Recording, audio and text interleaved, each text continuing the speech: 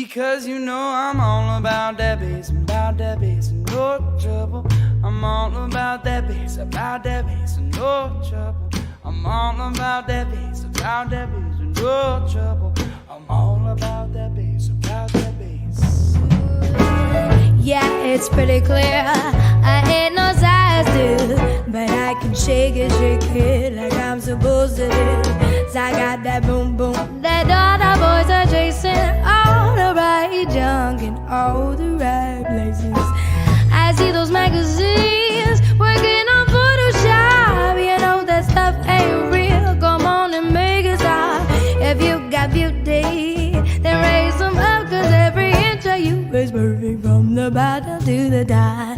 My mama, she told me don't worry about your size. She said boys like got it to more booty to hold the night. You know I won't be no stick figure, silicone Barbie doll. So if that's what you're into, then go ahead and move along. Because you know I'm all about the bass, no treble. I'm all about the bass, no treble. I'm all about the bass, no treble. I'm all about the bass, I'm bringing booty back. Go ahead and tell those skinny ladies that. Nah, I'm just playing. I know you think you're fat, but I'm here to tell you every inch of you is perfect from the bottom to the top. Hey, my mama, she told me don't worry about the size. She said boys like a little more booty to hold at night. And I won't be no stick figure silicone Barbie doll. So if that's what you're into, then go ahead and move along. Because you know I'm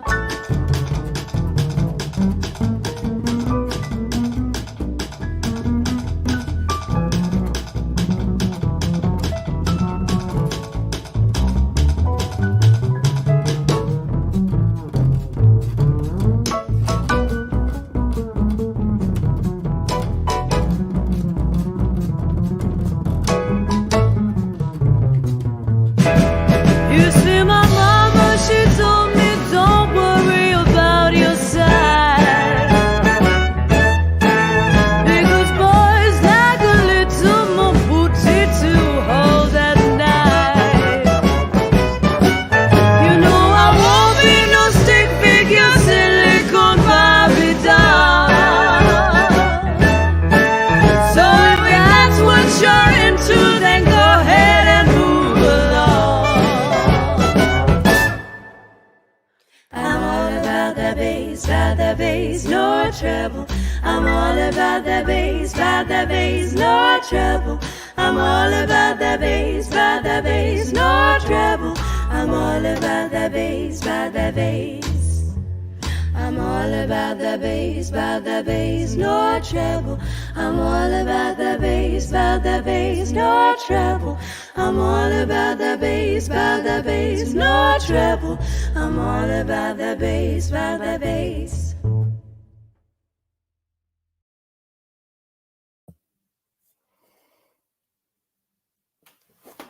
Good morning, everyone. Good morning here in Canada.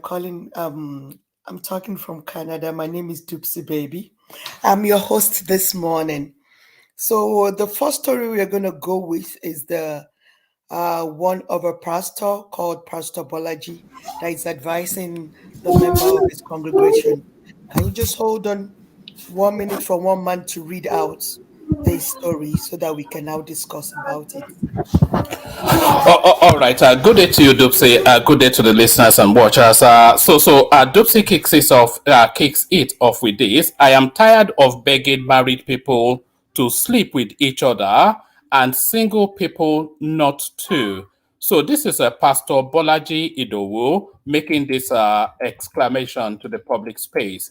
Pastor Bolaji Idowu has highlighted the sexual paradox that sees married couple reluctant to have sex with their spouses, whilst singles can't be kept from having sex with their partners. The lead pastor of Harvesters International Christian Center took to Twitter to share his observations. He wrote, "What exactly is going on?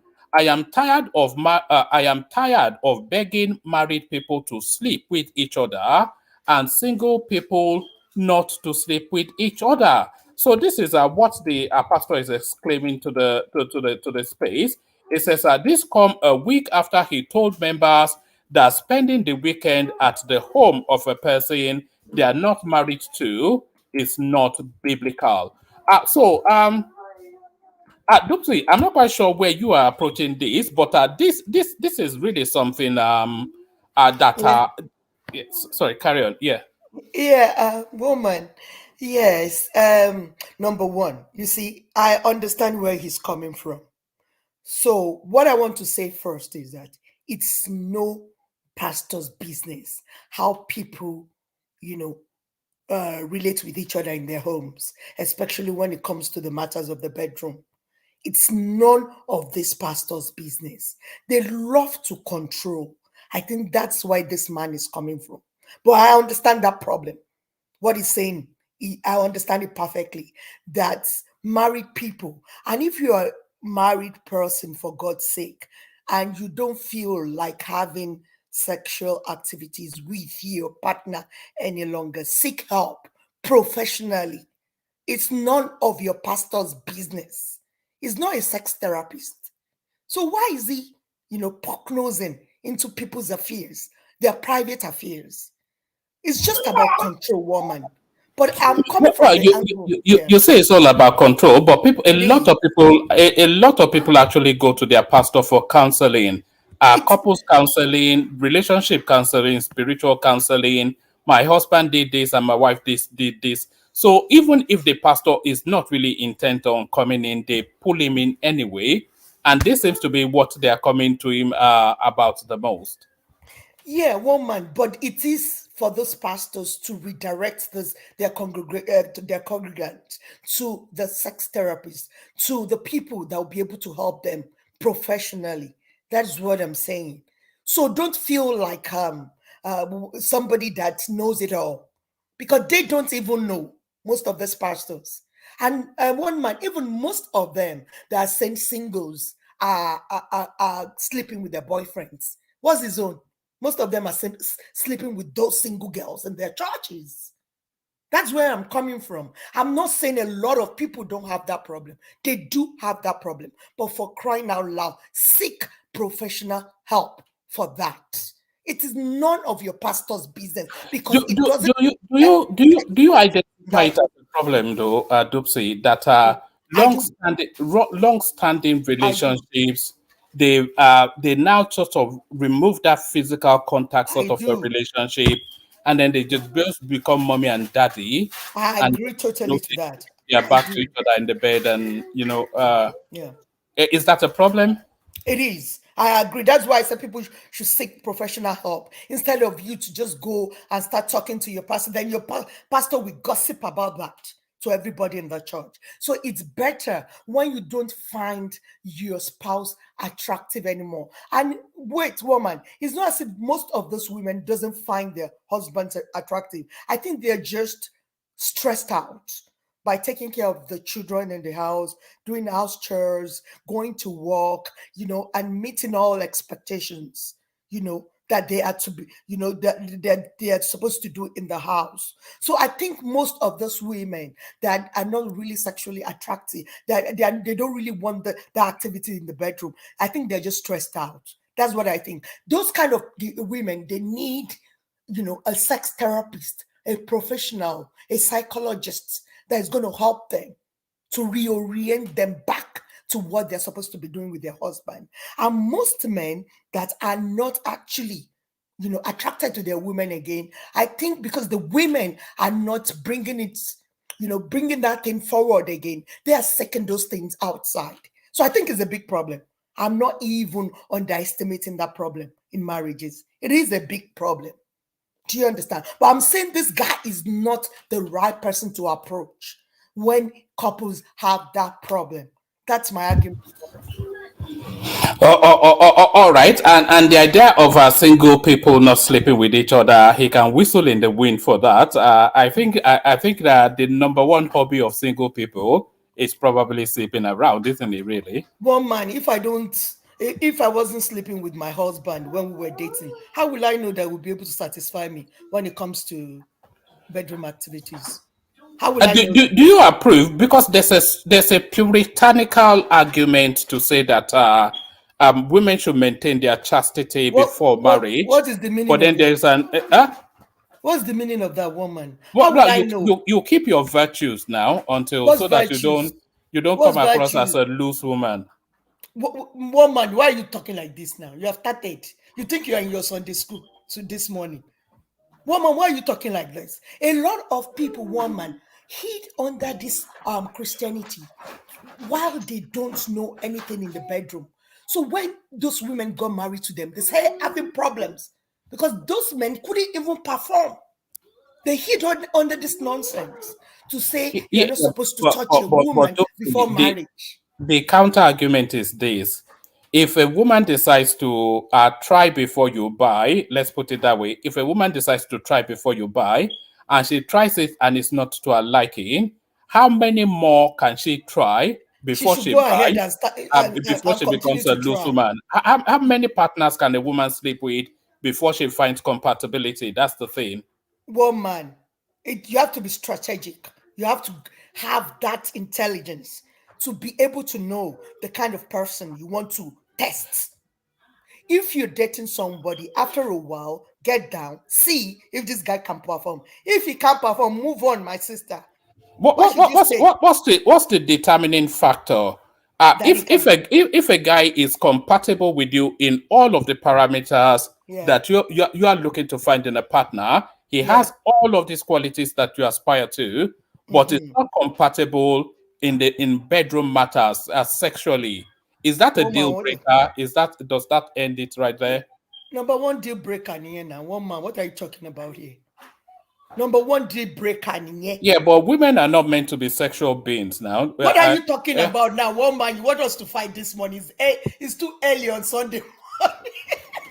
Yeah, but because women are meant to be demure and chaste and and reserved and removed. Really? Women are not meant to be sexual beings.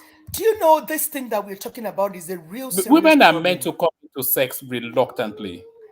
Is a serious problem. When we discuss sometimes, me and girls, we discuss some women will be married maybe they've been married for the past 20 years. They will tell you they have never had an orgasm before. I always shiver because I don't even understand that. I can't get it. Yeah, but orgasm is a lottery ticket now. You don't expect it's a lottery ticket now. You don't expect orgasm in every intercourse. Stop it, Joe. Don't let me punch it's a lottery ticket now. Maybe once in a while you win that lottery, but it's not an expectation of every day. What are you talking about? It's a lottery ticket now. What are you talking about? You're supposed to be satisfied first. You're supposed to satisfy a woman first before yourself. Is that how it works? Men are selfish beings, so they are, but you have to. It's just one bam and thank you, madam. One bam, thank you, madam. It is me first before my man. Always in my marriage, always. Yeah, but it takes women a long time, to. It doesn't take me a long. It doesn't take me a long time because my man knows what to touch. What are you talking about here, woman? That is why I said that people should go for, therapy sessions. Go and see a sex therapist. Go and see a psychologist. Go and see whoever you're supposed to see. Somebody that is specialized in these things. Don't go and see somebody that specializes in sex. Is that porn? Are you talking about porn? No. a sex therapist, woman, don't turn to this thing to something. You know, I don't understand English the way you understand English. Don't turn this thing to something else. A sex therapist, that's what I'm talking about here. Woman, don't just turn it into something else. You go and see a sex therapist or some women, they are not psychologically balanced. Probably they were abused while they are young, you know. So you need a therapist. If you don't reach orgasm, you're not satisfied, then see someone that will help you out. This life is too short. What are you talking about? But really, what this guy is speaking to is a bigger problem than we're casually talking about. It is a bigger problem, that guy, but he is none of his business. That's my argument. And this guy that is looking so handsome like this, he will be sleeping with a lot of single girls in his church as well. So what's his problem? Probably one of his girlfriend is sleeping with her own boyfriend, and he's annoyed. Woman, don't trust these people. Let's talk about this problem. All right, carry on with Ola for a moment. I need a second. Okay, woman, thank you. Ola, is that Ola? I can't even see him. Is he here? Hello, is Ola here? So, people, what we are just saying is that please, couples should get help. Instead of you to go and meet your pastor, especially women, instead of you to go and meet your pastor to tell your pastor that you're not being satisfied or in the other room, please go and seek a professional that can help you. Your pastor is not even satisfying his own wife. You don't understand. So he is not even satisfying his own wife. So he doesn't even have any business talking about things like this in the church. And most of them sleep with the single girls, telling them no sex before marriage, so they can sleep with their own boyfriends. So please, people should seek professional help. It's very important for people to seek professional help regarding this matter. I understand that a lot of women get turned off after a while when they're being, burdened with all the troubles in the house, taking care of young children, taking care of the home, cooking, cleaning, and all the stuffs. Makes a lot of women. Sorry, can you hear me now? I can hear you, Ola. Go ahead. Go ahead. Hello, Ola. Go ahead now.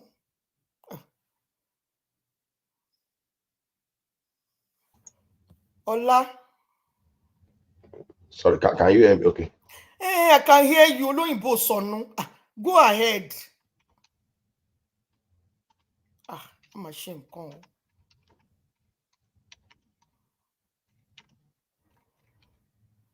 Ola.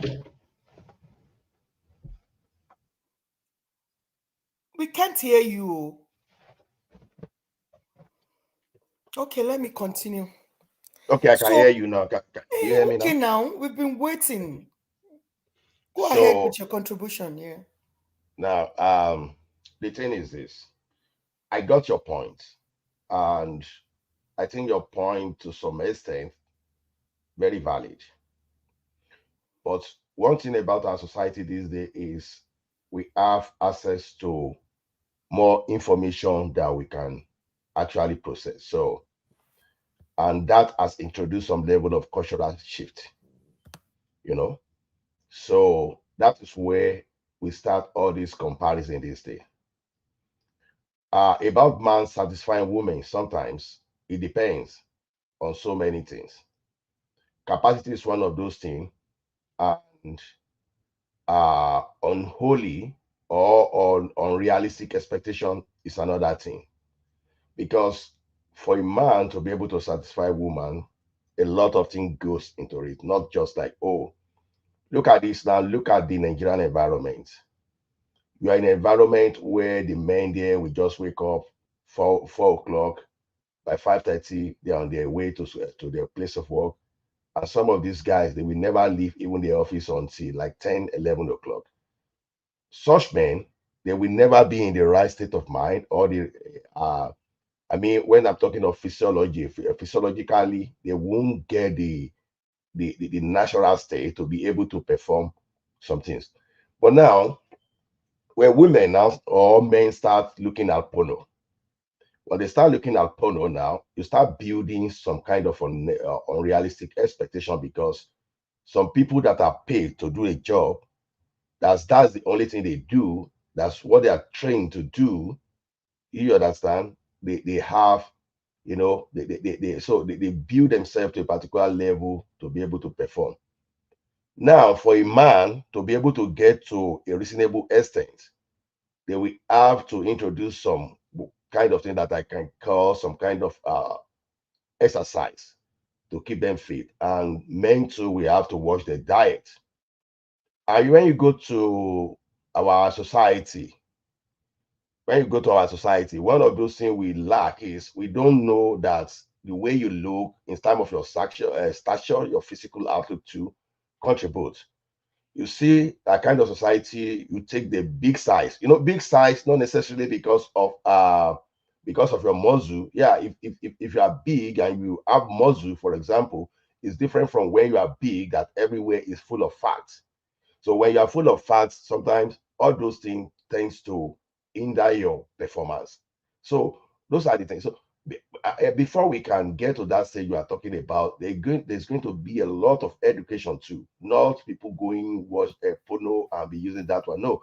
Nobody talked about porno. I don't know where you're coming from. Nobody. No, I'm saying you said it. I'm just talking generally. You have to be able to.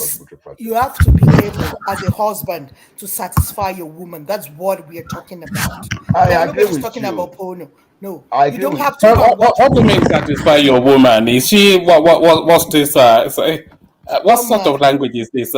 You know, Gypsy, you know, there's something of the received wisdom, at least in Yoruba culture, is that if a married woman if she's still anchoring after sex, after 10 years of marriage, she's a loose woman. So that's after 10 years of marriage, you are still wanting sex. Stop it. You as a man, wouldn't you want to, be satisfied after having something with your wife? Different rules now. Different rules for male and female. Who made those rules? Who are these people that made those rules? You don't know? You don't, sincerely. Probably our forefathers. Because I don't go with what our forefathers have laid down. Why do you think after 10 years, the average Yoruba traditional space always takes a second wife? That is because the woman should have, after 10 years, been completely satiated sexually. It is a lie. She should not really have sexual needs anymore. Because those men don't even know the right places otherwise she's a loose woman. It is a lie, woman. It is a lie. Who told you that? Are you not from tradition?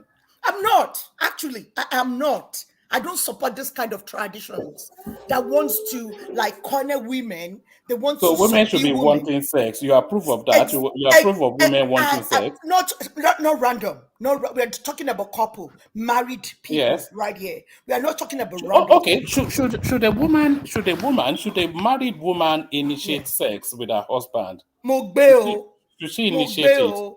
Hopefully you will say no. I will be telling my husband before he even comes home. Yeah,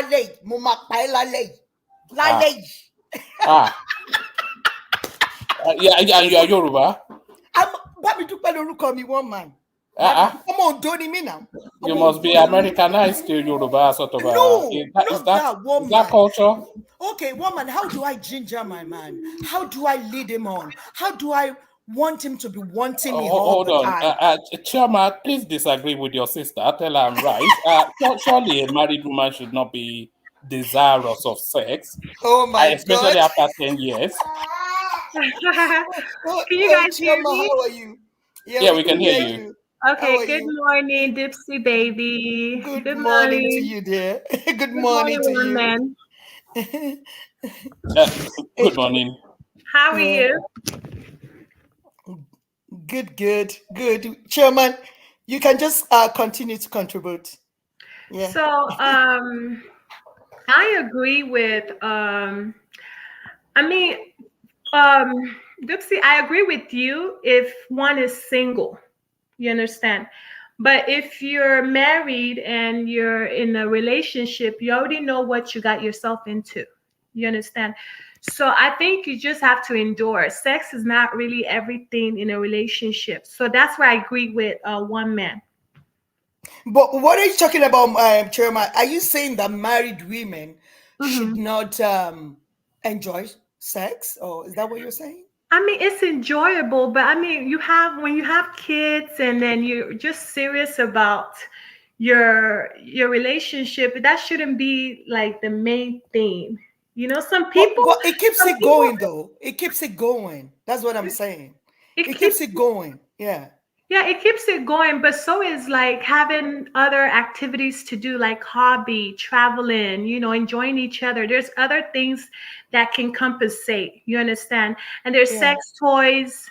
There, you and Why your using sex toys when my man is beside me? I don't get that. When sex, my man is beside me, I using mean, sex no, because toys? some men have like low libido and all those. Like you just have to understand your partner and be there. You Chairman, understand? let me tell you. Sorry, Yeah. Dupsy, hold on. Do you not think that toys should be introduced into marriage to spice things up? I thought you Yeah, were a It, modern it, woman. You yeah, don't it's believe in okay. It's toys. okay if you're man or woman, they're not, good enough. But me and my husband, we have never introduced toys. A little bit of handcuffs, a little bit of gentle We whipping, you don't need know. it, one man. We don't need it because we are both very active. You do understand? But I don't disagree with it if both of you, agree to that. I don't disagree. So, but I'm just telling you about myself and my husband. Do you which understand? is good. That's you, Yeah, right? But yeah, you're yeah. you're saying that sex is like so important, it's a big deal. So why It not, is. introduce why not be acceptable to other forms like sex toys to enhance Yeah, the experience? that's what I'm saying. I don't disagree with it. If you guys want it, it's an agreement between both woman and her man, between So husband and that wife. so that's I where don't I'm coming disagree. in. That's But where I'm not going to introduce it, but because we are still very active with each other. that's So good. maybe not now, maybe later. I can't say. But we are Hmm. very active. We do this thing, Chairman. Do you understand? Yes. We do it gone. Do you understand me? Yes. So and Settle down, Dupsy. Hello, I'm pretty sure Dupsy is just putting it on. I I'm don't not know. putting it on, I no. don't know of a married couple that's 10 plus years into the But we are marriage 23 that are years still together now, one man. significantly sexually active. That's just, Mogbeo. yeah. This thing that you are saying is not fair, one man. We are 23 years into this marriage. But we are very, we are always on top of each other, we want it. I don't know what you guys are talking about here. So after 10 years, we should be like, so that my husband can go out. How about if he really wants it actively? Then I'll be like shoving him off. Yes, Let him enjoy. you go and have some small girl in town I now. know I'm the sure you girl in accommodate town. for I'm that. Yeah? I'm an Ondo girl now. I'm an Ondo girl. Do you understand? So Ah, it's not going to dear. be possible. Where sure. I know Undo girls. I know how they are, but say, Thank you, say you Ola. don't buy joke where. No, no. Thank you. I agree with you. I disagree with you at the same time. But before you thank Am me, I just disagreeing? But get Ola. quiet. So, so I So know, Chop. Yeah. Okay, I know Ola, Undo continue. girls I will very ask well. Choma my You question. are using them. I agree with you. But then now, very consider don't buy joke where. Forget that thing. So many girls. Go say your motu to Sonny. Nobody. I am telling you that, Ah, Ola. It is a forget that thing. categorical No, statement. Nobody. Want it to be. forget. I Uh, am um, telling you the facts. Chioma, Dupsy was frowning at the fact that some married couples take their sexual relationships to their pastors. But I was arguing back that the pastor is essentially the counselor, that's the go-to for all manners of things, really. But do you think that sort of matters is something that they should take to their pastor? And if they can't take it to their pastor, we don't really have a culture of sex therapists, etc., etc. So who do they take those sort of concerns to if they don't take it to their pastors? I think they have to start communicating with each other and not like bringing a third party into the mix, because you don't really know who you're exposing your personal relationship with, because some pastors can be very dull. You understand? So they might give you a really bad advice. So I think the two partners have to communicate with each other, like, what do you want? What do I want? You know, that sort of thing. The other thing that Dupsy said, I was asking her if you meet a guy that Hmm. you're compatible with in all of the ways that you're in all of your in all of your checklist, apart from the bedroom thing, but you're not compatible sexually, is that a deal breaker? So is as good looking as your definition is good looking is as successful as you desire him to be successful, is respected, stands tall amongst his peers, all of those things that women aspire to. But in terms of that physical contact, it doesn't quite do it for you. Dupsy says it's a deal breaker. I'm not sure that it should be. It shouldn't be a deal breaker because at some point, as we age, sex will decline. It's inevitable. It's going to happen. So why turn down the perfect man because of one thing? It's not worth it. You understand? So it What's doesn't. perfect about a man that can satisfy you in the bedroom? What's perfect about that kind of a man? He meets all the requirements. He meets the whole list. Just 9 out of 10.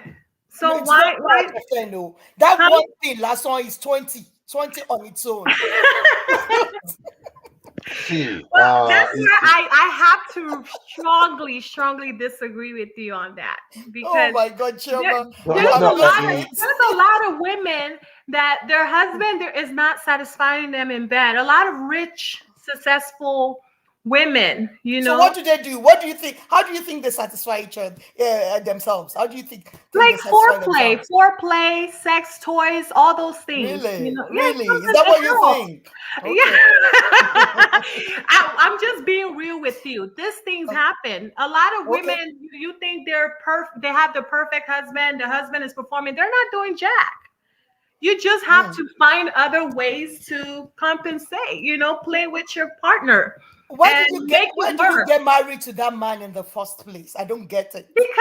Because he's your friend. You love him. You guys have a lot of things in common. You know, A lot of things in common. Yeah. And you don't have that you in guys common. have spiritual connection and Spiritual, Kilondebe. What's the meaning of spiritual? Calm down. No, all those things are personalities, you know, you play together, have hobbies, you travel, you know, you like the way he talks, and you know, there's other things, not just sex. And then your body's yearning, your body's crying out, and nobody can satisfy that body. You know, Let me tell you something. There's other things in men. No, there's other things in men that turn me on, that gets me wet. Just by dollar. Dollar is nothing. When you're married, dollar is nothing. It's not about the money. No, it's just other things that turns you on about that person. You know, maybe their cologne, the way they walk, their sex appeal. You just get wet easily. You know. So, Chioma, I want to ask you a question. Are you married? No, I'm single. Oh, so what are we talking about now? What are we talking about here? No, but I have friends that are married, you know. And they're telling you that they don't mind. And I've been in a serious relationship. Huh? Your married friends are saying to you that they don't mind if their husband does not satisfy them in the bedroom. Is that what they're saying? Yeah, some of them. They're my best friends. I know all these things. Yeah. So they are not being... Chioma, but the thing, even you yourself know that some of your friends, their husband is not satisfying all of them. But they're trying. They're seeking help. Some of them may help. not even tell you the truth. A lot of people seek help. That's what we're talking about it here. They seek help from the professionals. You just don't tell me it doesn't matter. That as long as he's okay, he's kind, he's rich, he's successful, it's okay. No, it's not okay. You seek help for that kind of a man. Well, all that's I have what we're talking about here. That I don't think that's the bone of contention in a relationship. Sex is not. It is. Hey, if I may interject. Okay, go ahead, Ola. Either man or woman, men or women that can do without sex for a good sex, they are very few. Let's just face the reality.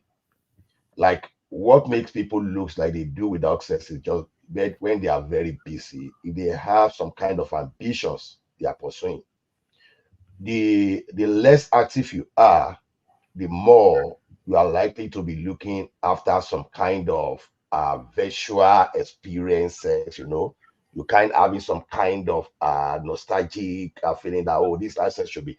But if you are a top woman that you are always on the road, that you listen, you may not even have time for all those kind of sex that people are actually running after. So for women that are less busy, they are likely to look for alternatives if their husband cannot satisfy.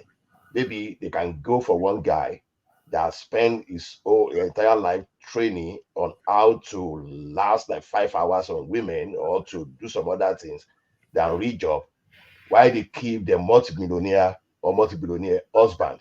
So that some are turning, say, oh, I can do without sex. If you look at that properly, especially women that are not busy, look that properly, they may be cheating. It's only a matter of time for them to be caught. So it depends on different situation. You can't totally write it off. But on going to pastors, it's a society thing because it's ridiculous. If your pastor is not trained to be a therapist, so why patronizing that pastor? Your pastor himself is a kind of guru that's will take advantage of even knowing your problem. So I think the real professionals, those people that are trained, that they know the technique, the type of advice they can give you, I think those are the people you need to patronize for advice, not your not your pastor. So it's a big issue. To be honest, we have to be honest with it. It's a big issue for men, and men that can really satisfy their partners, or even women too. It's not limited to men. There are some women too, no matter how good a man can be, some women too, they are just like a log of wood that they don't even know how to satisfy their men. So it's not one side, it's both sides. But the problem is women, they speak out than men. Sorry, Ola. Just on that log of wood, and I'm going back to my single days from experiences from there. What I've found with that log of wood narrative is that the prettier the woman, the lesser she gives sexually. So she feels that the reward in itself that is that you are able to get her. So then when you get into bedroom antics, she doesn't really put in the effort because she feels that you've already won the prize for landing a pretty girl. Pretty girls, they're usually boring in bed. That's I just don't agree with you, woman. I don't. It depends on how you bring You are up not a men. man now, I don't. I know. Dupsy. A man Woman is just talking spoke. about woman here. Woman is not talking about a man. He's talking about woman. Pretty women that are not That active it is coming from during men sexual experience, not activities. women experience. Men Woman, that what are you saying? Can you clarify that, woman? no, that's what I'm saying. But you may disagree, Dupsy. But it's just a universal something that because beautiful women get an easier ride through life. I think we all know that. Everybody wants to do a favor for a pretty girl, if only just to get that smile, maybe to get the number. But everybody, life, the person that gets the easiest passage through life is a pretty girl. So they don't have to make an effort really for most things. But sadly, So you are telling me pretty including girls are bed not sexually romantics, active? Is that what you're saying, woman? they Woman, don't make woman, an effort in He's bed. saying That's they're just it. sexually Yeah. active, but they're not doing all the work, basically. If you're sexually active, you will respond to a man's hello, talk. If you, No, they I don't think, put their hello, oh, back into it. Rosie, They don't put I their think they don't is it, you let, know what I mean let's hear now. from Rosie. Princess Rosie is here. Let's hear from her, please. Hi, everyone. Princess. Good Hi, morning. Hello, how princess. are you? Hello, This greeting to morning. everyone. Yeah. Woman, I beg to disagree with what you're saying about pretty women and their skills on the bed. Beauty is in the eye of the beholder. Who is a pretty woman to you might not be a pretty woman to another man. When we talk of beauty, as long as the woman has the right stuff, the boobs and the butt. That is what makes her pretty, not natural, not actually the face. When she has a good body, that's what most men want. Yeah, but does she know how to use it? Is the thing. Well, yeah. Yeah, it depends on how athletic she is. If she's a lazy woman, of course, she's just going to lie there on the bed like a log of wood. But if she's an active woman, of course, she's going to, deal with you right on the bed. That you yourself Right will on run. the bed. What sister me to show. Except it's a lazy woman. Some women are very lazy. Even to carry their body, they drag their legs, they drag their body like, hey. But if it's an active woman, she will deal with you. You will run 440. So don't talk about, I know you said, okay, beautiful woman. And of course, men want to, they're always having easy life. But sometimes it's not the face of a woman alone that makes her beautiful. Once she has the right things, the feminine things in her body, most of the time, men don't even look at the face. They look at the body, right? I'm not a man, but I know that's what appeals to most men. Nice body, good boobs, good ass. That's what they like. So Do you think there's a lot of pressure on women to be that way? Because to be the full package, because it's also very difficult for a pretty woman to be respected, because people don't actually see her beyond the surface level. That's true. Because once a woman have the right things, not really the face, most often the men don't even look at her face. They are looking at her body. They're looking at her ass. They're looking at her boobs. So that's why the pressure is so much on Nigerian girls now. They are doing this BBL. So most of them are, they are deleting themselves because they want to have all these things so that to, catch the men to give them more money and stuff like that. So, woman, I don't know what your experiences are, but to me, I think a woman that is that is strong and active, she's not going to just lay down there like a log of wood, except she's sick. All right, Dupsy, back to you. Yeah, tell me when you want to go to the Omugo one. Can I interject 1 minute? Baba. Adale Koko, you know about this matter. So, it's not okay. Let's see how. I didn't know you know about this matter. So Adale Koko. Who doesn't know? Dupsy, who doesn't know about this important matter? An important matter. Yes, sir. Go ahead, sir. But the if we want to focus on what the pastor said, I think I would like to ask what, because I didn't start with you guys from the beginning. So what is the pastor said that is responsible for why marriage? It's just complaining, sir. It's complaining about it. That a lot of singles are sleeping with their boyfriends, where married men are not sleeping with their wives.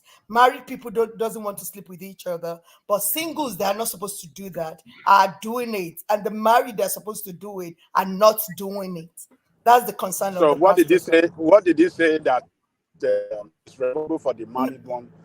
No, I think he would tell them in the church. I think he was going to cancel them after. He's just voicing out that, he's sick and tired of this problem. So that why is this happening in the society? So that's his border. He's just bothered about that. So how does he know, as some married women or married men? Yes, a lot of married women like to tell their pastors a lot of stuff, private stuff that the pastor is not supposed to know about. They do that a lot. A lot of married women do that. So that's what happened. And when the pastor consulted with the husband, what did they say generally that it's responsible for them not having? I think that they would have had that discussion in their church. He's just saying what the problem is in the society now. Do you understand? He's not giving us that lowdown. I think we are supposed to come and attend this church. Yeah. Ajanle Koko, it's called the 10-year itch. They call it the 10-year itch. So after 10 years, in a monogamous relationship, you start to feel that itch to explore, and then of course that then often leads to the abandonment of at least physical contacts in that relationship. So they call it the 10-year itch. And of course, the boys, they want to still see if they can still pull in town, Okay, I think I'm going to look at this problem differently, And I want to blame women particularly for taking issue in their matrimonial home to the pastor. I mean, they are married, and you have commitment. You sworn to an oath. That, But don't forget that most of the time the pastor helps them out. Hold on. They help Hold the on. married women too. Things. And They are also, Baba, Okay. also remember in Nigeria, we don't have many marriage counselors. So most people depend on alphas and their pastors. Most people are not enlightened enough to take their marital matters to the right source. It is not about sex. Sex should Thank you. not be taken to anybody. It should be resolved between the two couples. What is the problem? Exactly. Yeah. It shouldn't be an issue that one guardian woman, I'm sorry to use that word, that your man is not giving you sex as he used to do, or maybe one reason is not giving you regularly, and then you have to go and tell pastor that, this is the problem I have in my marriage. How come my bam used to wear my bam? I think we have to blame women. Any woman that go that far to tell anybody outside that this is the problem that is going sex and not other issue. I think that is it's totally irrational, and we should. I mean, sex should be something between man and woman completely. That should not be reported outside. If they're having problem, medical issue, yes, we have doctors there that can take care of the problem and see what they can do. Both of them can do something about it. If it's health issue that is responsible, yes, they can tackle it medically. But to the pastor, pastor, come and talk to my husband. He doesn't do. I think it's insane as far as I'm concerned. And you see, I can listen to one of our women in the house that was engaging with Dupe the other time, saying that sex is not, it is not all about sex, but other things that in the marriage, other interests in the marriage, that those one are more important than sex. I think I align with her. Sex should be the last thing. Baba, please, The I have a last. question. Can I ask you a question? It shouldn't be. It's not food. Baba, Thank you. It's not ask food a question. Baba, at all. Ajale Koko, you say it's not food. Are you It sure? is food. It is food, Baba mi. It No, is look, food, it's Baba not mi. food. Timba Baba, jeto mi o kin jẹun. It is food. It is food, Baba mi. It is food. No, I think it depends on the age you are. If you are Baba, young in your the woman relationship, to you can't say complain. sex is not let important. us. It should Baba, I have a not question. last. Baba, Yeah. I have a question. Is it not better for the woman to complain and maybe the man will be advised on what to do than for her to start running out, going to look for help outside?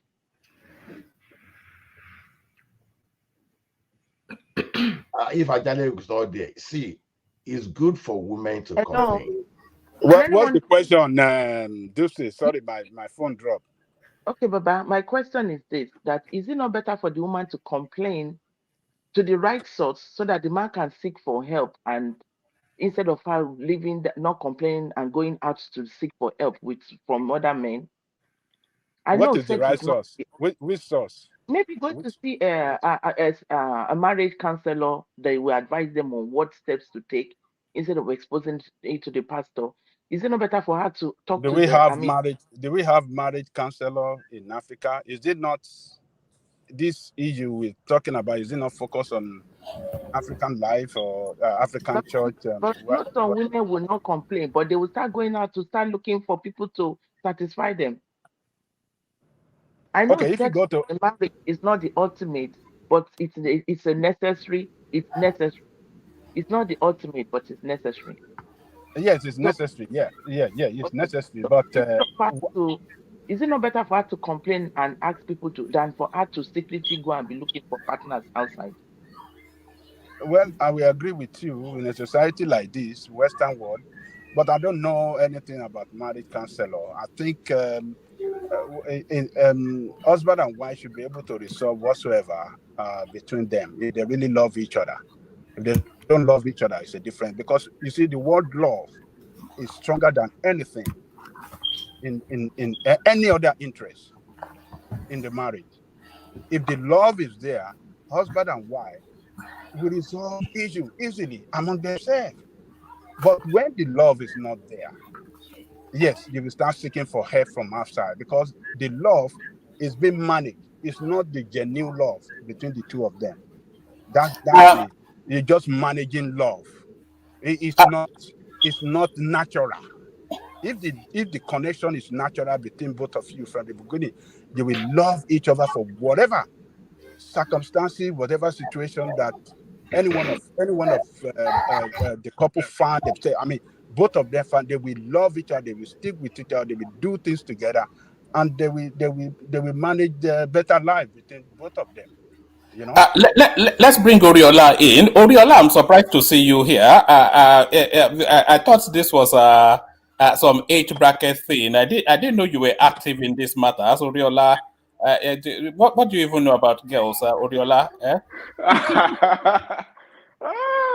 All right, Dipsy, I totally agree with you, and I like the outspoken of you on this topic. Like, so first, I disagree with majority of what women were saying. Like, after 10 years, women can have. What do you mean? The problem is the guys. The thing is, a lot of, I mean, I hate to say this, a lot of African women does not know how to treat with women. First, you think that everybody have their soft spots. You And you you need say to African women don't know how to treat what? I'm saying African men, not women. You guys African don't men. understand. Yeah, you don't really we don't pay attention to our women. So for example, God one bless man you, made Oriola. God bless you. one God man bless you. one man made Tell us. You mention have to that hold on. I Susan, will.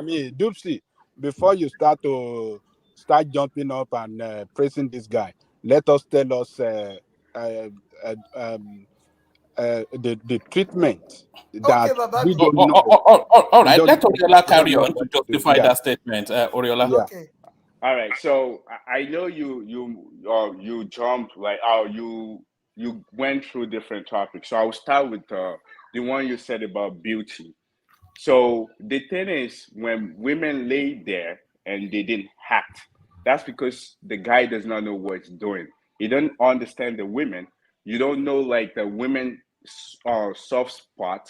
Women have a spot, and if you get that spot, it doesn't matter what you. It doesn't matter.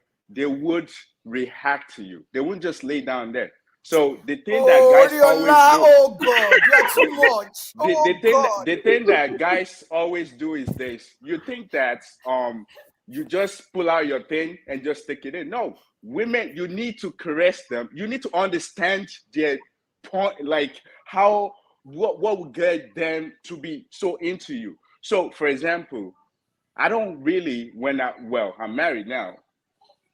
I don't really have to like I don't have to be the one to initiate it. As long as I get the women, the thing for guys is I approach the women. I'm not too aggressive. She understand me. If she's feeling me, I give her time. She would initiate all these things, because she would understand You what get approve her of in the that? mood. You approve of that as a Yoruba man that a woman should Oriola, be you should write a initiating book, sex? brother. I Brother, you approve should of write a that. book. You should write That's a book. wait. That's number one. No, the second one where you were Dupsy was pointing out that why should myself and my guy after 10 years should not have intimacy anymore, or I shouldn't want it. I mean, come on. The problem over there, I think that when a guy starts to like find his women attractive or try to initiate sex with them, I think the problem is women felt that once you have the guy or they start having family, they don't need to like do the same thing that the guy saw you the first day that was into you and makes me want to initiate or and go on and initiate like having intimacy with you. They stop it. So I will give you an example. The way they dress, because some guys, some of us, we like women that dress very nice, like they smell very good. You want to sniff their necks, you want to sniff everywhere No, of their hold body. on, They Oriola. stop it. They Mr. stop it. Runa, what are you talking about? You meet a girl wearing micro mini dresses, but when you marry her, you want her wearing that skirt to the knee It's not length. gonna happen. Wait, To wait, the is, knee is length. that Because That's a lie. Oriola is you very don't want people correct. looking at I your still wife. wear mini skirt. No, I'm no, no, almost 50. no, it's not I still wear acceptable. mini No. skirts You for my don't want people husband. looking at your wife in the same no, manner no, you looked at her when she was no, single. That's not that's the way. no, that's not Let's the be point I'm real, making. guys. Let's just be That's real. not the point. Wait, that's not the point I'm making. You don't have to dress with mini. You don't have to wear a mini skirt to make me attractive to you. You can even dress like a normal. You can wear a full dress and still be attractive to you. What I'm saying is, Are you the trying way to be right on? Are you trying to be woke? Is this some woke? What sort of no. wokeism is there? What's going on? One man Woman, leave Oriola now. Let Oriola talk. One man. Let woman. Oriola talk now. This is how the world works, I man. think Oriola is actually wrong in so many aspects. I Even from disagree my with perspective. Oriola too. I really disagree with him. See, All right. Oriola, Hold on, Ola. Hold on. Let Oriola land it, and then Chioma bounce back at him just for the gender disparity. Oriola. Okay, so my point is, you don't really have to wear like something crazy wearing miniskirt. No, you dress normal. Like I can see women outside that dress normal, look nice, and I can be attractive to them. You don't have to wear something jumpy, showing all of your body. That's not what I'm saying. I'm Oriola, just if saying I that can, when it gets, let me land if this. I can Let me add land what you this. are saying. Okay. Let me land this. I'm just saying that women, you have to the same way as a guy, because you can still see a guy over 50 or even 60, 70. My dad is close to 70. He's still dressing nice. He would dress like he's a young guy. Now, what I'm saying is, you women should do that as well. Just so like things that make you attractive. It's not like you're tidying rapper and working in the house So like a you 48-year-old married woman should be wearing bomb shorts, Abby. I'm not saying bomb shot. Okay, see, Ali Berry, there's so many of them, they're over 50, and people still find them attractive.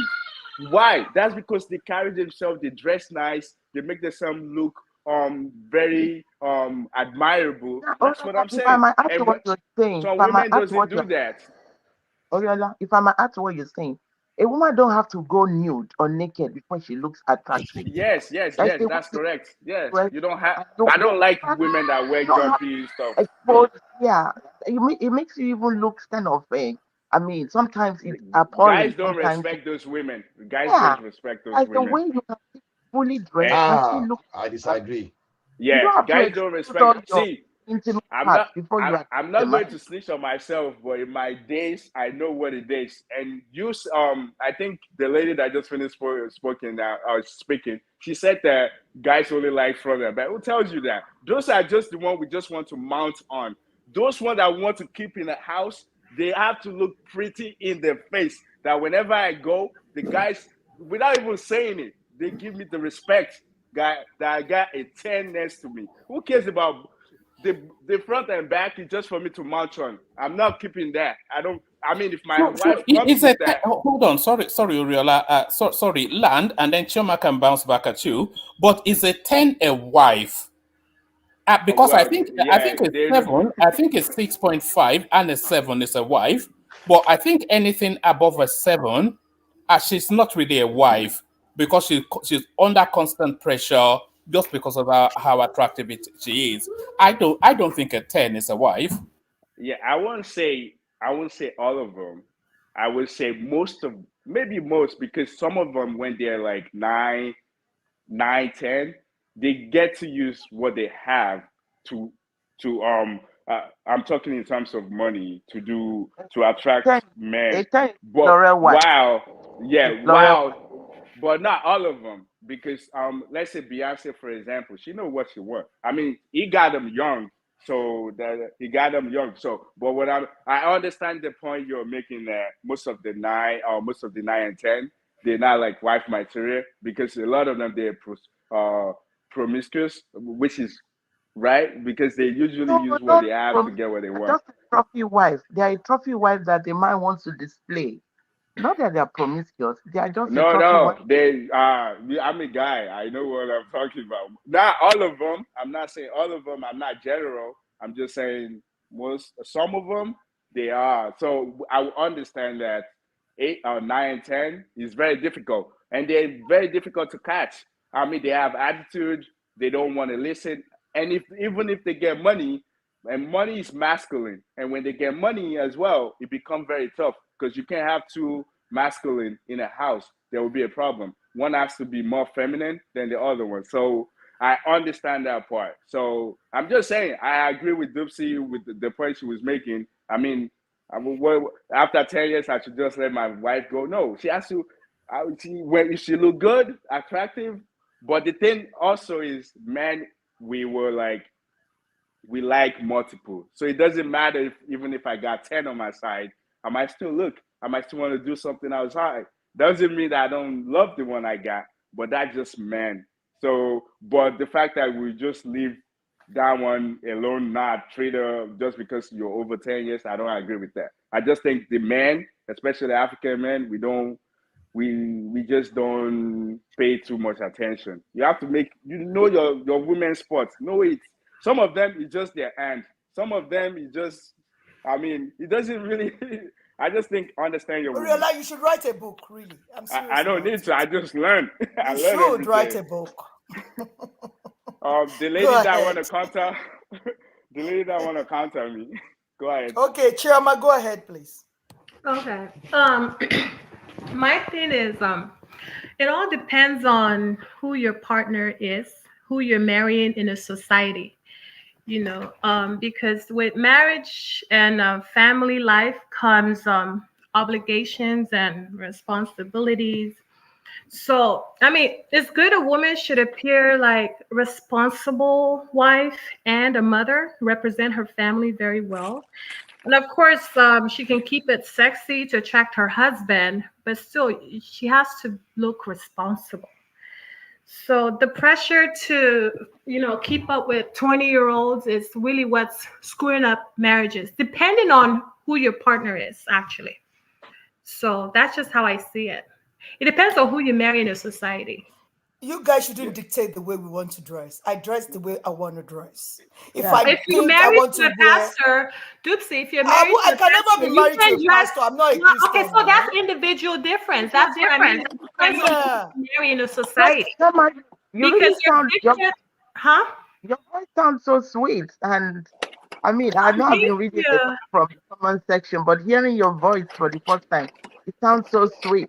Oh, God bless you, Princess. You're so sweet. Thank you. Chioma has a very beautiful voice. I hope you're as beautiful as your voice. I don't know about that. I've seen what Chioma looks like. Oh, Chioma even though Oriola will not be able to talk to her, she's intimidatingly beautiful. Woman, are you sure?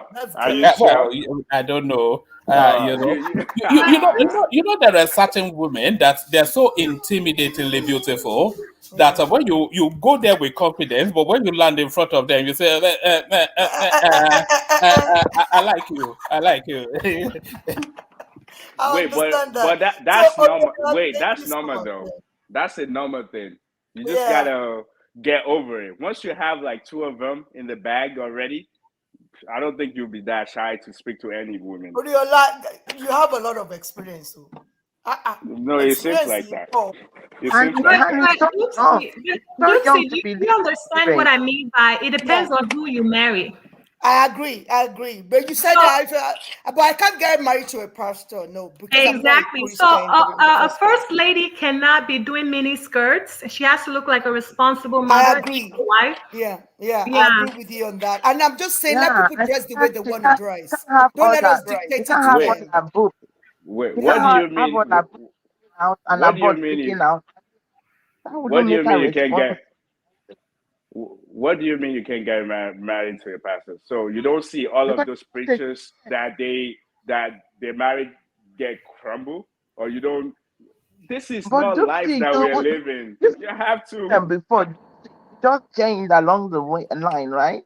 You used to be a Christian. Yeah, I used to be. Yes, I used to be a Christian. But even when I And was you a are still Christian, I'm not that kind of a you are Christian that still will get married to a a Christian at pastor. heart. Rosie, you know I don't like You pretense. So I believe a lot of you are, pastors pretend. but So what I I can, know is you are still yeah. a Christian at heart because you have a good heart. You are still It a doesn't Christian at mean a heart. lot of people have, Rosie. So it's only Christians that have got good Yeah, heart. that You foundation, Christians, that eh? Christian foundation in you, I still see Yes. it.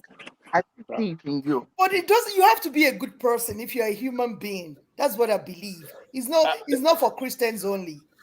Yeah, one man. We can move on though. We can move on. Yeah. All right. Do you want us to build up this Omugo storyline? Yes, one man. Yeah. Yeah. We So can. this is a culture. I mean, you probably know better, but this is a culture of somewhat having your mother to come and serve as some glorified house girl after you've had a baby. So this lady speaks to that space. So let's watch this clip and then Duxie will lead us through. Before you come for me, make sure you watch this video to the end.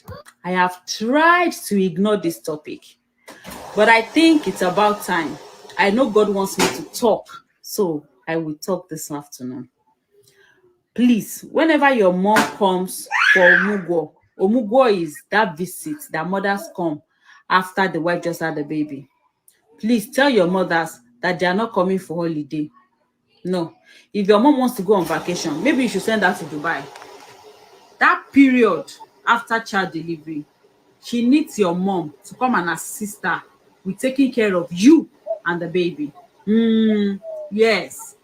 Because if your mom comes and she's not helping your wife, then she's been a liability on that wife because you are not at home to see the things that are going on. How can a mother say she's here for Omugo and the wife is the one cooking, cleaning, brushing, scrubbing, bathing the baby and all? Dear African men, before you come It's for okay, me, one man. make sure you watch this video today.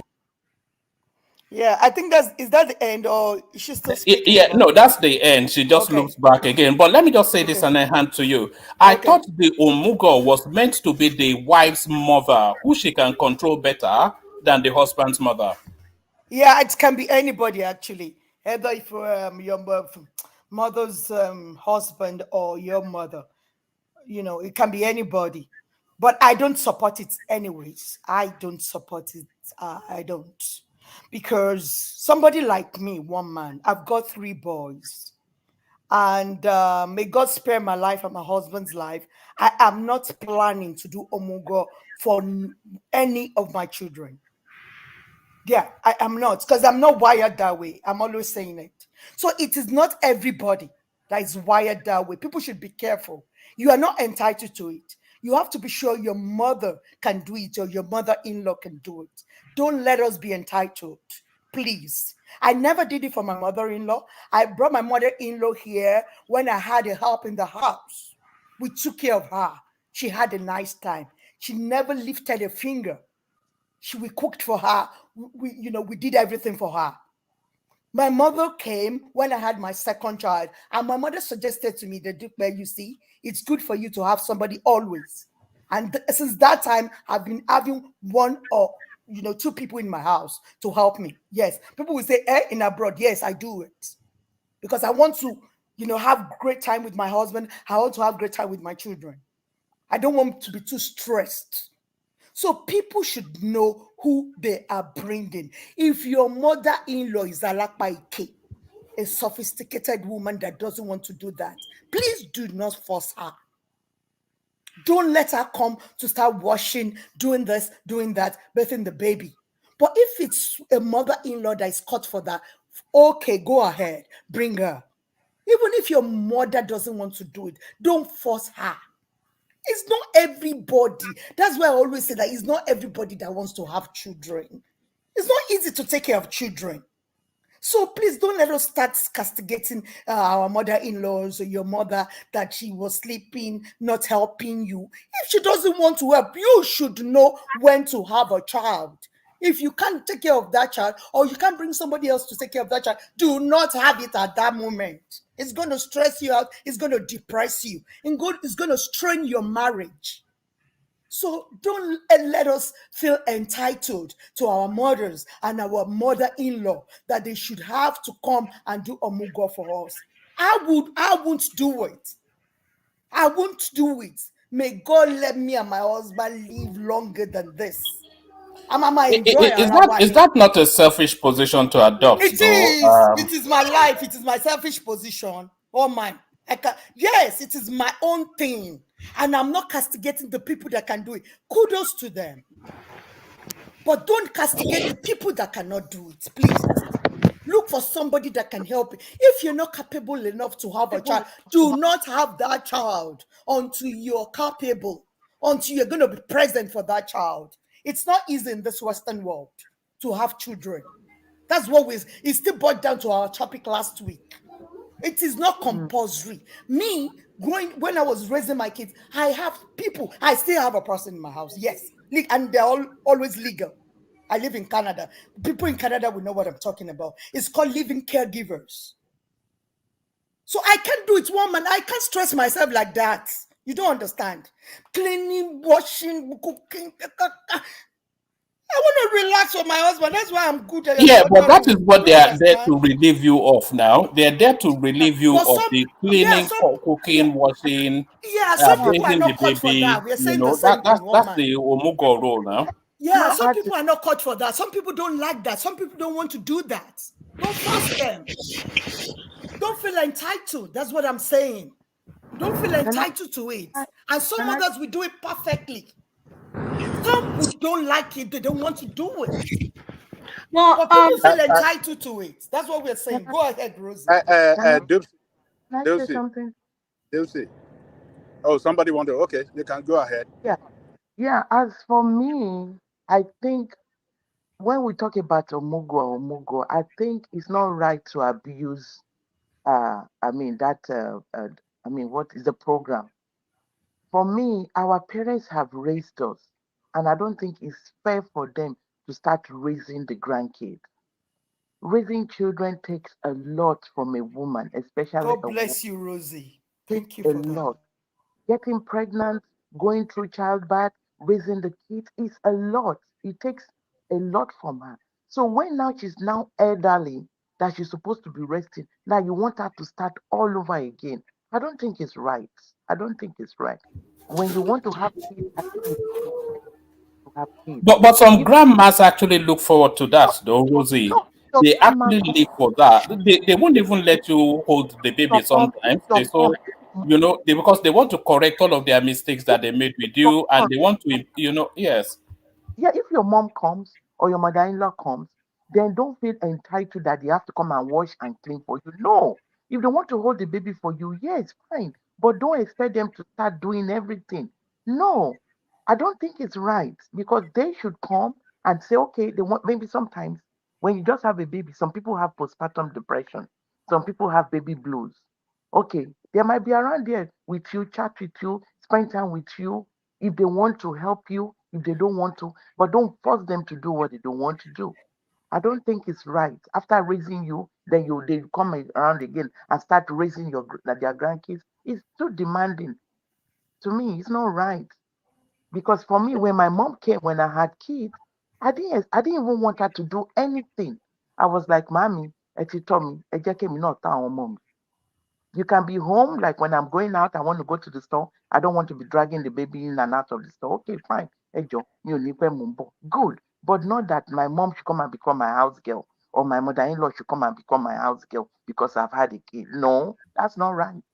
Thank you, Rosie. I think I agree with Princess, because please let Baba Jale Koko come in, Ola. Let's hear from Baba. Baba, go ahead, please. You see, we should be able to practice our culture and tradition all the time. Yes. The Western way of life is totally different from ours. It is a responsibility of a grandmother to partake in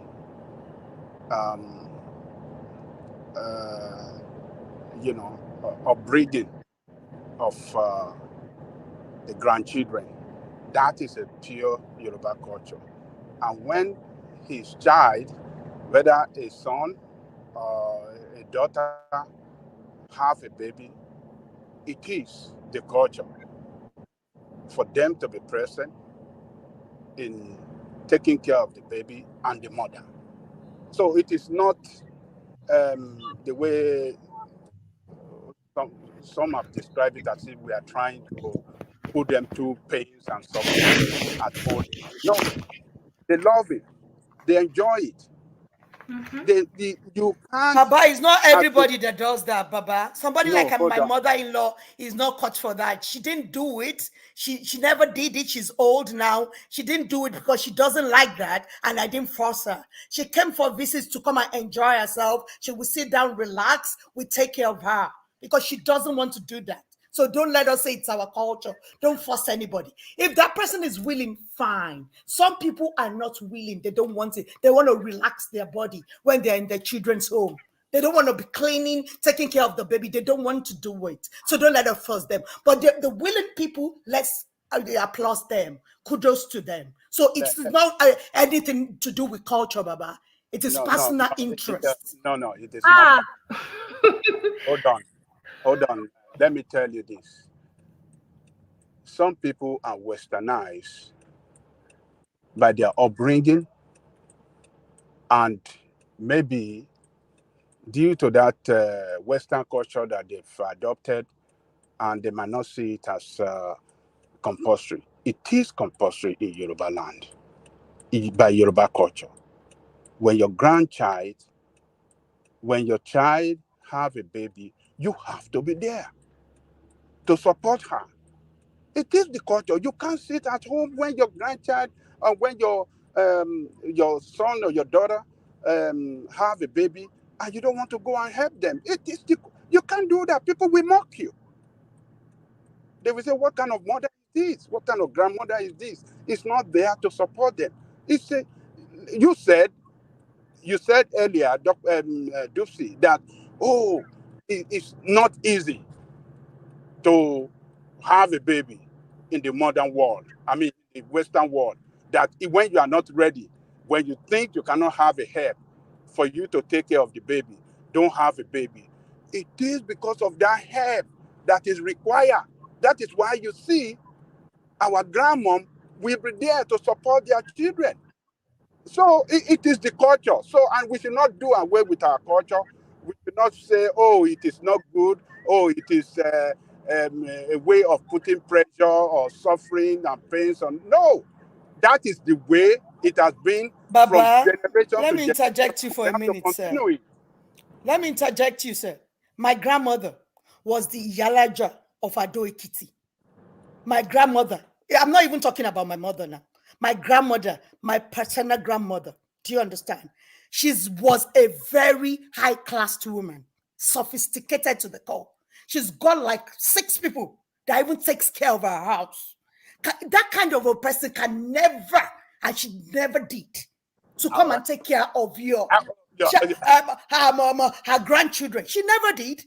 Nobody called her to come and do that. She always comes, and whenever she comes with her house help. Oh, Baba, and forget to. Some women can do it. And don't force them. Now you have. We are not going to force them because of culture. That is their life. That is the way they are. A very high-class woman that never did anything like that. Yes. You have clarified. Some women are like that, sir. Yes, you have clarified it now. High class people. I mean, person that can afford to send help. But people that cannot afford to send help, how do you want them to do it? She's high class, so she cannot do it because she have a lot of engagement here and there because of position and in the society. So, but for people who doesn't have that, who doesn't have how do I describe it? Who doesn't have that help, or who doesn't have anything? I mean, sorry, I don't even know how to describe it. For people that are not in a position to send people to go and help, I mean, what do you expect them to do? but originally, Baba, then get help let me now. be Nobody then original. send you now. Get Or- help on your own. If your mother is not willing, if your mother-in-law is not willing, don't force them, Baba. No, Don't we are force not them. saying for. We are not Hey, saying for now. the culture. Mother-in-law is old and elderly. You're going to expect her to come and start begging for you. The culture mandate them. The culture mandate them Baba, to be there to help their children. Baba, what if it's an elderly ill person? The culture will still force her to go and take care of her. No. If it's a very elderly person that doesn't have the strength to do it, then maybe the sister or someone else will do it. You understand? Maybe the sister or somebody within the extended family will be there to support and help that person. But the culture is that when a woman gives birth to a baby, somebody must be there to help that person. Because because back in the days, and even up to now, we don't have the kind of sophisticated medical facility that we have today. They have to go and, massage their body. They have to go and do a lot of things for them, for the woman and the baby to be healthy, African traditional society. I think you have not only the mother-in-law or you have people around, neighbors, that they will be coming in and out. The family members going in and out. It doesn't necessarily have to be the grandmother of the person. You have our Yawole, our other people, you have other people in the family that will be coming to assist, not necessarily the mother. If it's living within the family compound. But if it's living outside the family compound, the mother have to go there to assist her, to help her, or send somebody. But somebody must surely be there to help. Can I interject, please? Go ahead. I agree with Baba Jenle Koko because I just feel like, Dipsy, if your mom is a high society woman and, she knows that you just gave birth, and if she's not willing to get her hands dirty, then why do you come to sit there and look like a princess when I'm gonna go through all this by myself? I mean, I literally just gave birth. The least you can do is at least carry the baby when the baby is crying, change some diapers, make my food sometimes, I don't think, if I'm not financially equipped to hire a nanny, I don't think I would invite you to come sit in my couch and look like a princess. I'm sorry. You got to go. Choma, don't invite anybody. Take care of your baby by yourself. I know, but I'm just saying for me, I know my mom is going to help. My mother-in-law has to help if she wants to come and see the baby. You can't just sit in my house and do absolutely nothing. Don't put that have. What do you mean by that? Okay, then stay in your village. Stay that's what I'm saying. Don't come. But if you're gonna come, if you're gonna come to my house after I just gave birth, you're gonna have to get your hands dirty. I'm sorry. That's not compulsory. Then don't. It is for me. It is. Don't bother to bring anybody. Take care of your baby by yourself. Even if I have money, you're still going to have to get your hands dirty because you're a mother. Just take care of your baby by yourself. Don't think you don't feel entitled. Okay, I'm gonna be entitled if you're coming to my house. Don't bother to bring them. That's what I'm saying. Okay, then don't come. Don't come. Yes, that's it. Okay. Take care of your baby by yourself because I don't run share now. That's fine. But if you're gonna come to see the baby, you have to get your hands dirty. It's your decision. That's it. Carry your cross by yourself. It's your decision. Okay, then don't come to my house. Don't come to my house. If you're not going to help, I agree cook my food, clean the baby, don't come. That's it. They should stay where they are coming from. Exactly. Yeah. Then you take care of your baby by yourself. If you're not going to act like a mother and a grandmother, and if you don't want to bond with the baby, then stay in the village. Sister, not be by force. So now your decision, okay? So carry your cross by yourself. Exactly. You have to try to understand. Not everybody have money to hire a nanny. Don't have a baby. Not everybody wants to follow this trend of having house help. That comes to help. We shouldn't enslave her. We shouldn't just keep her with somebody. Don't be by force now. and cleaning and mopping and cooking. She's raised you, use all the energy Okay. to raise you. She's not in the prime of her youth anymore. She's not. So she can help, but we should not put all the workload on her. No, but then No, you know, don't do yourself. no, but as a mother, as a nursing mother, like your attention should be on the baby, not also focusing No, on your mother-in-law or your mother. She's not yeah, able. You but see I'm what I'm sure you're saying? not just going to sit down, cross your legs, and make your mother-in-law running back and forth, No, cleaning, I'm not sweating. gonna do that, but we're both going to help each Yeah, other. We're gonna work.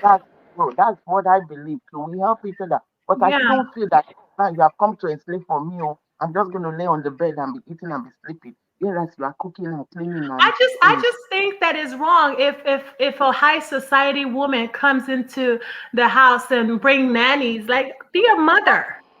that You one know? is not coming. It's not everybody that's called to be a mother, girl. It's not Okay. everybody. Well, for It's me, not you're not. everybody. For It's me, not if I everybody. just gave birth, you're not coming to my house to sit and look like a Yeah, princess. then hold yourself. Hold your Okay. house. And your Yeah. problem be Yeah. that. But don't force anybody. Don't feel entitled. That's what we're Respectfully, saying though. here. Respectfully, stay in your village. Woman has not come to do homework. She has come to visit. She will come one day and the next day she's going. I don't think she's going to Exactly. Some come people and do that too. Yeah, so because just come they to know bring we're not going to allow that. We're not going to allow you to sit here and not do nothing. You have to help. I just literally gave birth. Are you going to beat okay, your can I mother-in-law if say she something, refused to please? help her? So, are you going No. to beat her if she refused to help you? Show my nonny.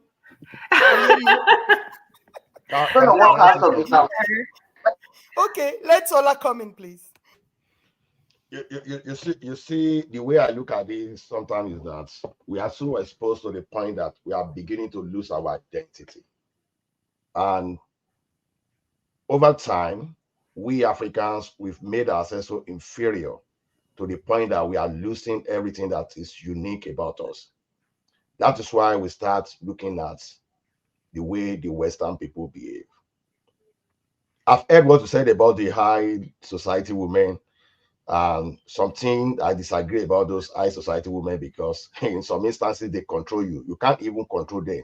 The real high society women, they control their what's right there? They don't even have time for you, though. They're too busy to control you. Even those people that have time for you, they control your home to the point that if any, they mind their business. They are too busy. If their children's spouse, let me tell you that part.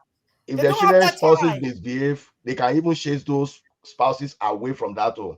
That's how influential those people are. So it's like we underrate all those high society women we talk about. So you don't stick to the issue. That's why I don't like to bring you on. You don't stick to the issue. What we are saying here is that some people are not cut for that kind of a thing. So we are not talking about a high society woman chasing you out. That's not what we're talking about. We are talking about that woman. She is not wired. You've just said something now. You've just said something now that I take exception at. And after saying this, honestly, even though you are my sister, I will humbly quit the stage. If I told you that this is how I want to respond, if I'm going off the issue, don't tell me that I don't stick the issue, and that's why you don't like bringing me on. It simply means you'll be one trying to mute me in the background. So if I've come online to contribute to just to make sure that we give diversity, if my efforts are not appreciated, then Ola Nisuru. Once I talk, I may be hold on now. Hold on. No, one man, I'm not speaking. Thank you. Ola. We're talking about one man. One man, I respect you. She was just trying to navigate you to the topic. No, I navigated to the topic. I like to appreciate the effort. You know Dopsy now. Yeah, you a stranger to Dopsy. Soft skill is required in managing everyone. We're about 8 billion people in this world, and we cannot agree. That is where the effort of soft skill comes in.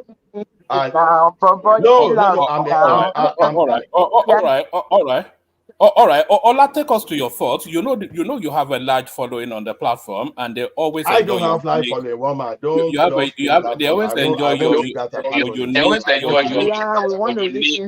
Now, once I want to come with my aluta behavior, I'm not that cool because people get it wrong. They think I'm cool. They think I'm that. I'm not. I can be very rash, I can be very destructive too. But the thing is, I appreciate other people's efforts. That's just me. What I'm saying, I was just making my own contribution, as someone is telling me that, oh, that's why I don't like you bringing her on. If you are in that kind of mindset, then you are not going to find me around, hanging around. I didn't call you here. If you want to leave, you can kindly leave. Of course, I will leave. If you want to leave, I will leave. Of course, I will leave, and I will stay by my decision. Thank you. Okay, let's move ahead. Rosie, do you have any contribution, please?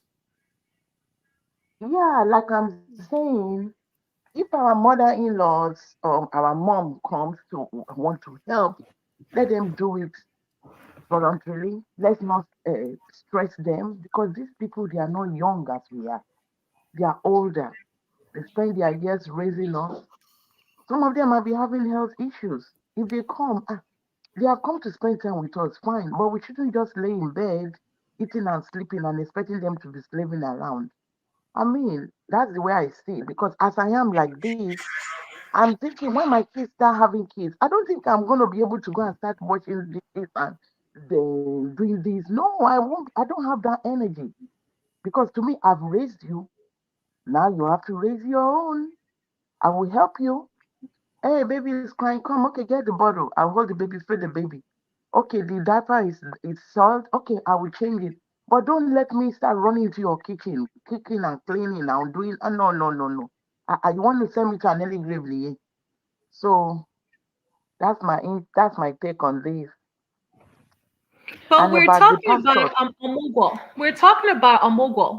It's not just a visit. It's Omugo. That's what the video is about. Yeah, and we're saying that it's not everybody. Don't feel entitled. That's the argument. I know, but you Some have people to are understand willing. the condition of a woman that just gave birth. You know, let's just set all these pride aside and high class.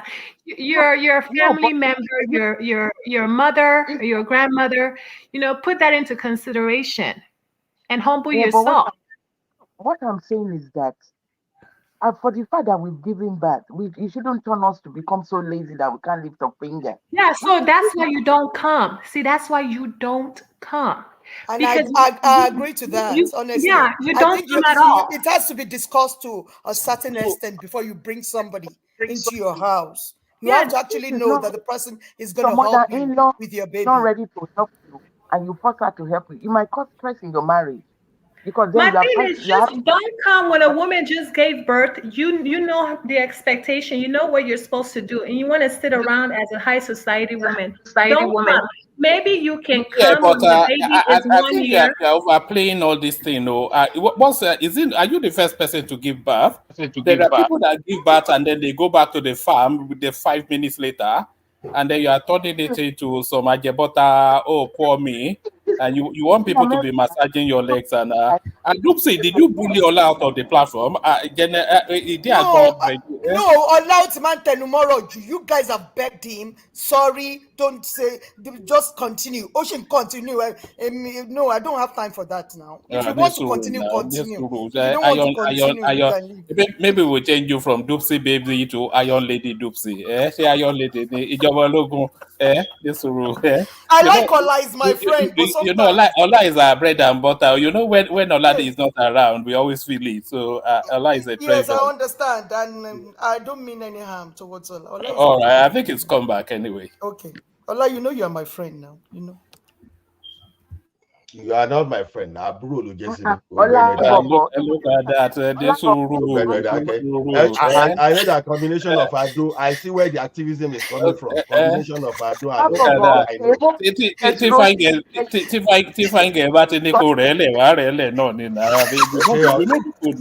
Mama, you know now. You see me in the background now.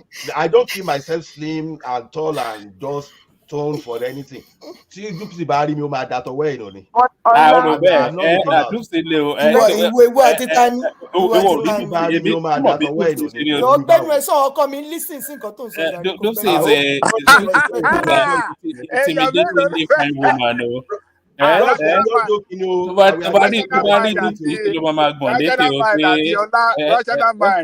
I mean, Ola, Rashada Madimbo Abeja.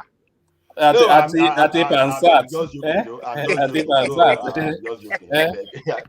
All right. It's good of you to come back. Baby me, oh, All right. No, Ola, share no, that like- thought you wanted to abandon Gbogbo. Share that thought you wanted to share, and then Chioma can carry on. I'm surprised that Chioma, of all people, she's so feisty that you have to enslave your mother because you've had a child. But Ola, share your thoughts first, then we'll deal with Chioma. No. Like I said, one man, I will soon go to the church, but I just want to quickly share my thought. What I was trying to say the other time is that we are losing our identity as African people, and it's unfair on us because we seem to see others' culture as superior to us. Because one thing we've discovered over time is women, they are more comfortable with their own mothers when they visit their matrimonial home. But when it comes to that husband mother, it's another attitude entirely. So that's the problem. So if you can accommodate your own mother, you should be able to accommodate your husband mother, irrespective of how you view it. So that's where the bias is. What I'm saying, I'm not just saying that thing out of what I've not seen with others. Because a person like me now that I'm a complete orphan, I don't have that. I've not been able to have that benefit of having my mother-in-law or my own mother visiting me. So because I'm a complete orphan, so my wife too is a complete orphan too. So that's our own situation. But from what I've seen among our family friends, it's totally different. You will see the woman's wife, the woman's mother, they will be there. There'll be no problem. But anytime the husband mother just comes around just to stay for like a month, hell will break loose. That's just the problem. So it's beyond all this we are trying to present. That's just my own opinion about it. Then, if your mother-in-law is not with you, there are some things that they will still do, that you will still do that you don't necessarily need to transfer to your mother-in-law, because your mother-in-law is there to share the experience that she had in the past with you. Personally, I feel it. I wish that both my mother and my wife's mother should still be alive to even stay with us when we were bringing up our kids. So I know the difference. So that's what I just wanted to say. All right, Breda and Tola, you see, if you had left us now, we would have missed out on that gem.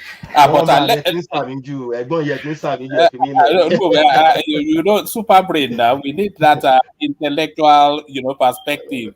Our slow there. But I'm going to church really. So I will still come back. Later in the day. We're back later in the day, as you know. So that's the majestic law. Yeah. Let's go to Chioma, who really surprises me. According to Chioma, just the fact that you've had a child, you have to bring your mother to come and do slave duties, and if she's not moving quickly enough, then you start to whip her. So what's all this mother flogging that you're talking about, Chioma? No, one man, I didn't say that. I'm just saying, like, okay, just see it this way. If it was her own daughter, if it was like my sister-in-law, would she sit around and behave like a princess if her daughter just gave birth? You see what I'm saying? I'm not saying we should enslave our mother-in-laws or whatnot. I'm just saying that, be a mother, be a grandmother, support your daughter-in-law. Don't just sit around like a princess. I don't care who you are, because she wouldn't do that to her own daughter either. I somewhat partly agree with you, Chioma. If a woman has just given birth and you are coming there as a granny, either paternally or maternally, then you should really know that you are going there to roll your sleeves up. So exactly. if you're not rolling your sleeves up, then you are presenting an additional burden to that woman. Is she going to cook and clean and run after you as she's, it's implicit now. If you are there as a granny, then you are there to mop the floors. Yeah, woman, what I think is that somebody like Chema should have like a very comprehensive interview before she brings anybody, either her mom or her mother-in-law, if she has a baby. Because if you're expecting too much, it's people like you that will be disappointed. So I advise that you make sure you have that conversation, like an interview. Mom, what can you do? Can you clean? Can you cook? Can you? You should, because you are going to be disappointed, especially Okay. with your mother-in-law. But Especially, this, the Igbo culture, they are very, yeah. very, I mean, that is a very, very important part of their culture. Omugo. Oh, okay, okay, Yeah, Yeah. it's a big That's difference. okay, a big deal in the Igbo And culture. So especially the our grandma, mothers that come yeah, from. yeah. So that So one if is your established. mother-in-law wants to come, she has to be equal to the task. You're not just gonna sit like a princess. Not happening. That's true. yeah. That's true in the Igbo But culture. I'm just advising her. She has to have that conversation first. Conversation It's first. important.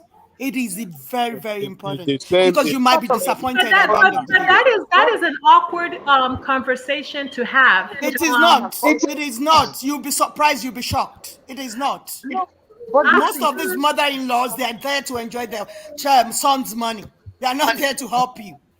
I think Well, in the that's Igbo why culture, people should be able to read people. Like, if you can read the kind of person she is, then you should know that this is not the right time for her to come. She can come when the kid is like a year.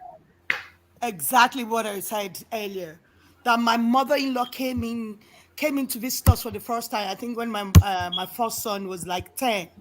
Do you understand? So we took very good care of her. She never lifted a finger. That's the kind of person she is. And that doesn't mean she's a bad woman. She's a very lovely woman. But she's not cut for that. She's not that kind of a woman that will come and help you to clean, to cook. And no, she's not. Some people are not cut for that. I am not. I'm Dupsy. Do you think the man should change nappies? Yes, I agree. Yeah. All right. So Yeah. the man should change nappies, but Yes. the Biryani should, but grandma should not. No, but I'm not saying it's compulsory for grandma not to. If she's not willing, don't let us force. Don't let us feel entitled. That is my But argument. where will that happen? Grandma will be there. She doesn't want to help to clean the baby, to change the. Some people are not cut for that, Baba. and They she are want not to- there. They're no, just there to no, visit no, you no, and no. go. but No, it's not no, the right no, for grandma. People are not like No, that. That's not the right time to visit. That is not our culture. Even if that woman is a queen, even if she's a queen, once she's in his son's or daughter's house, I mean, it's gonna be a happiness to help, and, do some things. But I mean, it's not we are right for talking about the babies. grandma to be down there and the father of the baby is changing napkins. It's not right. Like, I mean, she can at least do that. She can Ah, at least do that. I like what does it come to do? Some are willing to do that, but some are not willing. Don't force. I Maybe you should have that No, conversation those that are before you not bring willing to them. do it, what does it come to do anyway? Maybe Just to come and sit visit. down, And that's why I watch said try TV. and have the conversation before you bring anybody in. that Even is an anybody. awkward conversation, and it can bring a lot of malice. What's awkward not a- about the conversation? What's Even awkward the about it? even the rich white men, the rich white people, they help to change diaper of their grandson, their grandchildren. I mean, I don't know what. And Baba, this I'm not is, saying I it's don't know where- impossible. I said some are not. Argue. Where I is said that some one are not coming from? willing. Where is it coming Why from? you- What kind of Dupsy, why why is you- that? That is their own now. Why are you forcing people now? I don't understand this force. So where is it coming from, though? Where is this force coming from? I don't know. I Oh, no, don't what we are saying I is don't know that how grandma that is happened. there, she's sitting down, cross-legged, then the son is changing the diaper, and she doesn't feel, uncomfortable. That's not right. Then what did you come to do? You shouldn't even come in the first time. There are some little Yeah. things you can do around the house, but they shouldn't be expecting you to be mopping and cleaning and cooking and washing. But changing diaper, holding the baby to give the baby a bottle, that's not too much to And ask. that's fair enough, Rosie. I'm not arguing that. Okay, But don't okay. expect too much. Don't expect too much. Yeah, don't Can I So can let I us say move something on, real quick? please. Wait, Okay, can I? Oriola, coming. Yeah. Yeah. Come in, So please. the point you're making, are you saying that visit for like a day or two and she just sat there and do nothing, or you're saying she will visit right immediately after you gave birth, but we stay there for like a month and we do And nothing? and most of the people, Oriola, that don't do nothing, they don't even come at that time. At that time, that's why it's Right. important to I'm just That's why trying it's to important ask. to make to have that conversation first. Okay, Or so that would make sense. you should know your mother-in-law anyway. You should Yeah, know yeah. her. So that That would she's make not going to sense. help you. Don't bring her at that time so that you won't have Oh, any problem with your in-laws. okay, It's so not that would make compulsory. sense. Yeah, so that would make Yeah, sense that she's not coming when you just gave birth. Because exactly.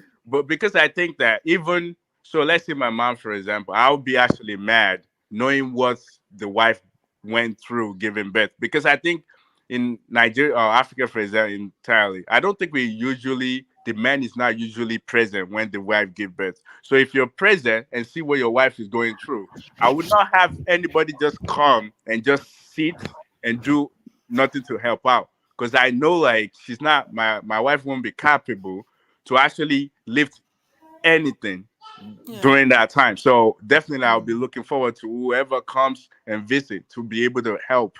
So that's why that's the point I'm looking at it, that it would be understandable if, let's Yeah, say, any but of the grandma one comes.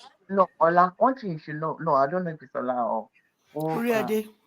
Oriade, one thing you should know that for the fact that you just gave birth does not make you an invalid. It doesn't make you a handicap. I mean, it doesn't make you are so helpless. Your leg is hanging up, your hand is hanging up. Well, it's You are not the picking up same my for every woman, though. It's not the same for every woman. yeah, of course. If a woman have a very difficult childbirth, I mean, you don't running around. But not all women go through this very complicated childbirth. It doesn't make you become invalid. Like here in the US, you have a baby. If you are a career woman, after 6 weeks, you are going back to work.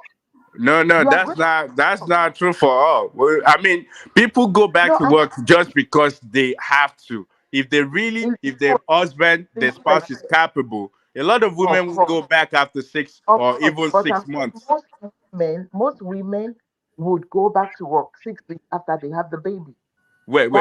Are you saying even if their spouse is capable of having them stay in the house?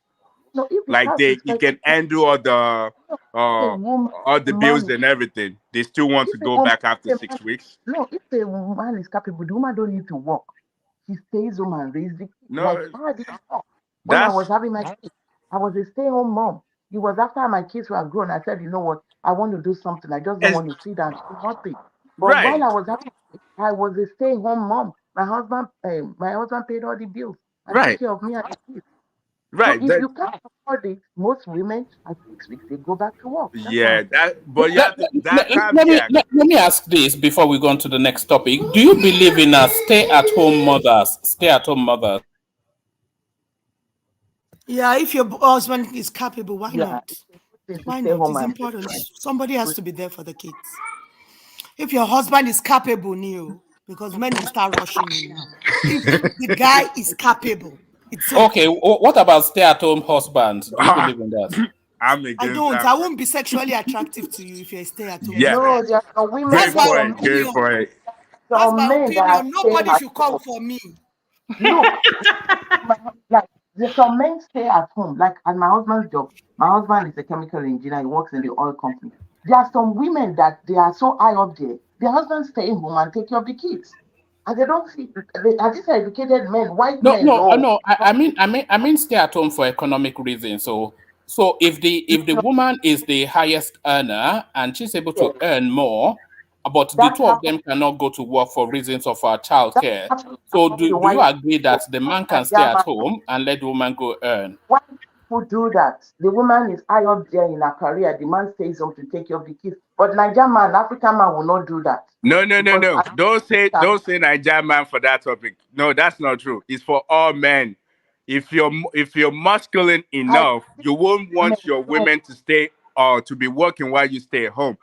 That masculinity, women would become masculine, and women don't really like to take care of themselves. They like people to take care of them. So when they're doing it and you just staying home doing nothing, the disrespect will come in. That's how it is. No of these white men that are highly placed in offices, see, they white do it. women. How many? See, I that's have just seen in my abnormality. husband's job, I have seen several We women can't use that that as an are example. That's just ahead. abnormality. Like that's few, and These are educated most of men. them, the So, women but I'm does not not saying respect man them. do that. What did you agree with that? What don't you agree with? I said I've not seen a black man do that, but I've seen several white men No, black where men. they stay home, where their wives are high up there making the money, and that's the way they live their lives. But I don't think an African man would do that, though. No, no, no. I'm still saying, even the other race, they no man wants to stay home and have his wife go out. I mean, some men that have the feminine tendency will allow that. But if you're masculine enough, you don't want your woman be the one struggling and you just stay in your house at home. No, you wouldn't want to do that. And even stats shows it. Most of the time, women will end up leaving you. If they're the one carrying all the burden, they will leave you because they feel like the man is the loser. So no man, no woman wants to be the one like carrying. That's why women, they when they want to choose their spouse, they look for someone that can have their back, that can take care of them. It's not all the way, or it's not the other way around. No, it's not like that. So all the women that you're saying they're staying There's home, some don't you think they're cheating? You don't There think is they're still some cheating? exceptions to the rule. That's what I'm telling you. But There you are can't. Well, several. exception does not make the rules. Exception don't make the rules. Probably 0.000 something. That's what. It's just like me saying that. Oh, if you're prostitute, a woman prostitute will never have a husband. That's not true. There's exception to that because some prostitute they end up marrying. So that doesn't mean that's what's normal. Average men or average people would not want their men to be at home sleeping while they are Look, at work hey, doing all the right, work. but I tell you that there are still some people that do it, and I they are just, still together. but I just say it. It's exception Just to say the you rule. It's just haven't, but I abnormality, have but it's not a several lot. men. But these are Oh, white oh, men. I have It seen But them. doesn't matter. Oriola, Stop using that Princess Rosie race. is It right. doesn't Oriola, matter if you're Oriola, white or black. It does not matter. Oriola, White Princess men does Rosie not is think right, that. but I can't stand a man that will be sitting at home babysitting. Ah, And please don't come for me.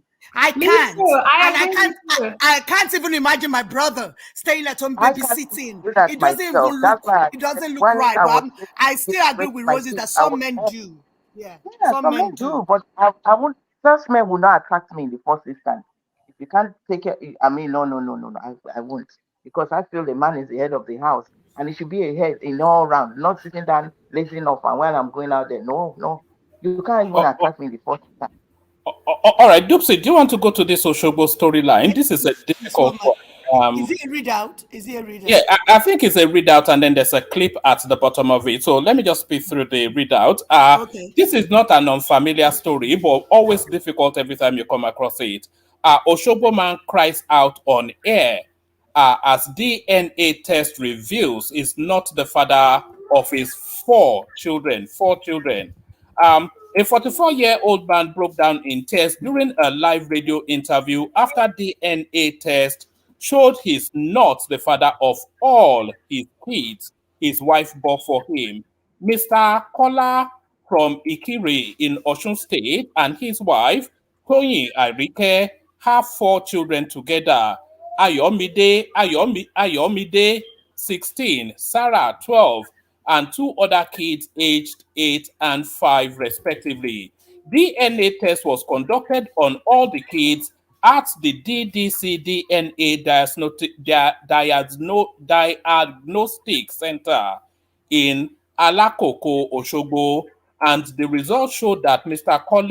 Kola is not the biological father of any of the kids. So that's the picture of the wife right there. Reacting live on air, Tony, a healthcare worker, said, I don't accept the results. I don't accept it because I was not there when they took the samples and I don't know which samples they took. So I don't accept. I can't accept. I can't accept it because I know how I conceived those kids. It was alleged that a certain brother Shegun is the biological father of the children, but Tony denies this. So let's listen to the man, and then you pick it up from there. Imagine 8:16. Olúwatóyìn Oyèrónkẹ́ Àríkẹ́. Nípẹ̀tùmọ̀dù àbí ọmọ ìyá tẹ̀là nípẹ̀tùmọ̀dù. Gbogbo ọ̀rọ̀ tí àbúrò yín sọ yìí lórí ọmọ ẹyọ kan ní sọ sí o. Gbogbo ọ̀rọ̀ tóbìnrin sọ pátá nítorí ọmọ ẹyọ kan ni Ayọ̀mídé àbí. Nítorí ọmọ ẹyọ kan ni o. Ẹ sọmọ yìí láyọ̀mídé torí pé ẹrù páyọ̀ yín ti dín. Kábíyèsí Ọlọ́run. Ọ̀dàkọ́lá ẹ tó bí ẹni ọdún mélòó báyìí? 44 years. 44 years. Sáà tí lọ́jọ́ tébi ń pa yín. Tébi ń pa àwọn ọmọ yìí. Ṣùgbọ́n tẹ́ ẹ gbà káwọn ọmọ yìí ó jẹun kébi ọmọ ọ̀pẹ yín. Ó wà. Bọ̀dákọ́lá. Sir. Wàhálà mọ̀ wà o. Àǹtí Tóyìn, ó yẹ kẹ́kún gbọ̀n yín. Kẹ́ ẹ sunkún kíkorò, kẹ́ ẹ banújẹ́, kẹ́mi yín bàjẹ́, kẹ́ ẹ wò pé tá a bá ní gbogbo tá a fẹ́ ní láyé yìí náà àtìkú la jẹ́ ń bẹ. Ẹ̀rù ń bà mí o. Ìsàkọ́lá, ẹ ti ń sunkún ju ẹjọ́ torí Ọlọ́run. Ẹjọ́, mo mọ bẹ́ẹ̀ ṣe ń feel. Ẹni tí ò bá mọ bẹ́ẹ̀ ṣe ń feel báyìí kò lẹ́mìí Ọlọ́run, ọ̀tá Ọlọ́run ni. You are crying like a baby. Ibi tí Mr. Kọ́lá ti ṣe DNA test ti Ayọ̀mídé tí àǹtí Tóyìn ti gbà pé Bùrá Ṣẹ́gun ló ní Òṣogbo. Ibẹ̀ náà ni Mr. Kọ́lá ni wọ́n kó àwọn ọmọ tó kù lọ. Ibẹ̀ ni wọ́n gbé Sarah lọ.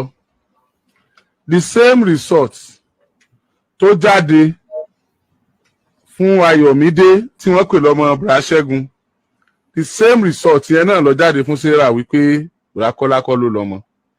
Ó dọmọ 2 nínú 4. Ó kù 2. Ẹ jẹ́ á tún wo result 2 tó kù náà. Ẹ foríjì mí, kò yẹ kí n dákọ̀ àwọn ọmọ yẹn. Ṣùgbọ́n àwọn dákọ̀ Ayọ̀mídé, wọ́n sì dákọ̀ Sarah náà. Ẹni 2 tí wọ́n dánú, ìní dákọ̀ kankan mọ́.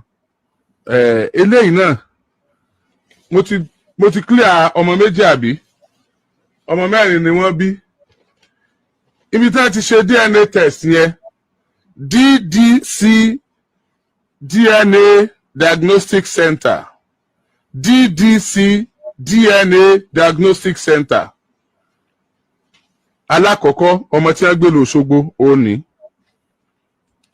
Nínú ayé ọkùnrin níjọ́ tó ti dé ayé kò bímọ, èèyàn mi ò bímọ fún rí. Àǹtí Tóyìn nìkan náà bímọ fún. Ọmọ 4 l'Àǹtí Tóyìn sì bí fún. Kò sì bóbìnrin mi ìṣeré kọ́lọ́mọ ń kọ̀rọ̀ àbí kẹ́lòmí ò gbọ́mọ fún tí ò tí ì gbà, kò sí. Kódà wọn ò lóyún fún bìkan tábà pé bóyá wọ́n bímọ òun retí ẹ̀. Tó bá wà ẹ sọ o. Ẹ ní kankan. Ẹ ní kankan bí kankan.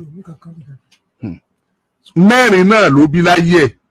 Àkọ́kọ́ ọmọ ọdún mélòó ni? 16 years. Ìkejì 12 years. Ìkẹta 8 years. Ìkẹrin 5 years. Now ìwà máa fọjọ́ orí pé àwọn ọmọ yẹn báyìí èní fi orúkọ wọn pè wọ́n mọ́. Eléyìí ọmọ 16 years òun ló wà lọ́dọ̀ Bùrá Ṣẹ́gun báyìí l'Óṣogbo. Eléyìí ọmọ 12 years result tiẹ̀ náà ti jáde, wọ́n ní Bùrá Kọ́lá náà kọ́ ló ní. Eléyìí ọmọ 8 years àbí tí ṣe ọmọ kẹta result tiẹ̀ náà ti jáde, wọ́n ní Bùrá Kọ́lá náà kọ́ ló ní. Kí ni èjì eléyìí? 5 years. Eléyìí ọmọ 5 years tí ṣe last born result tiẹ̀ náà ti jáde o, wọ́n ní Bùrá Kọ́lá náà kọ́ ló ní.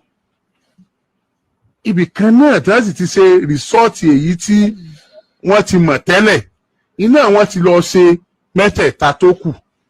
Ó dẹ̀ gbé nǹkan kan náà jáde pé 0%.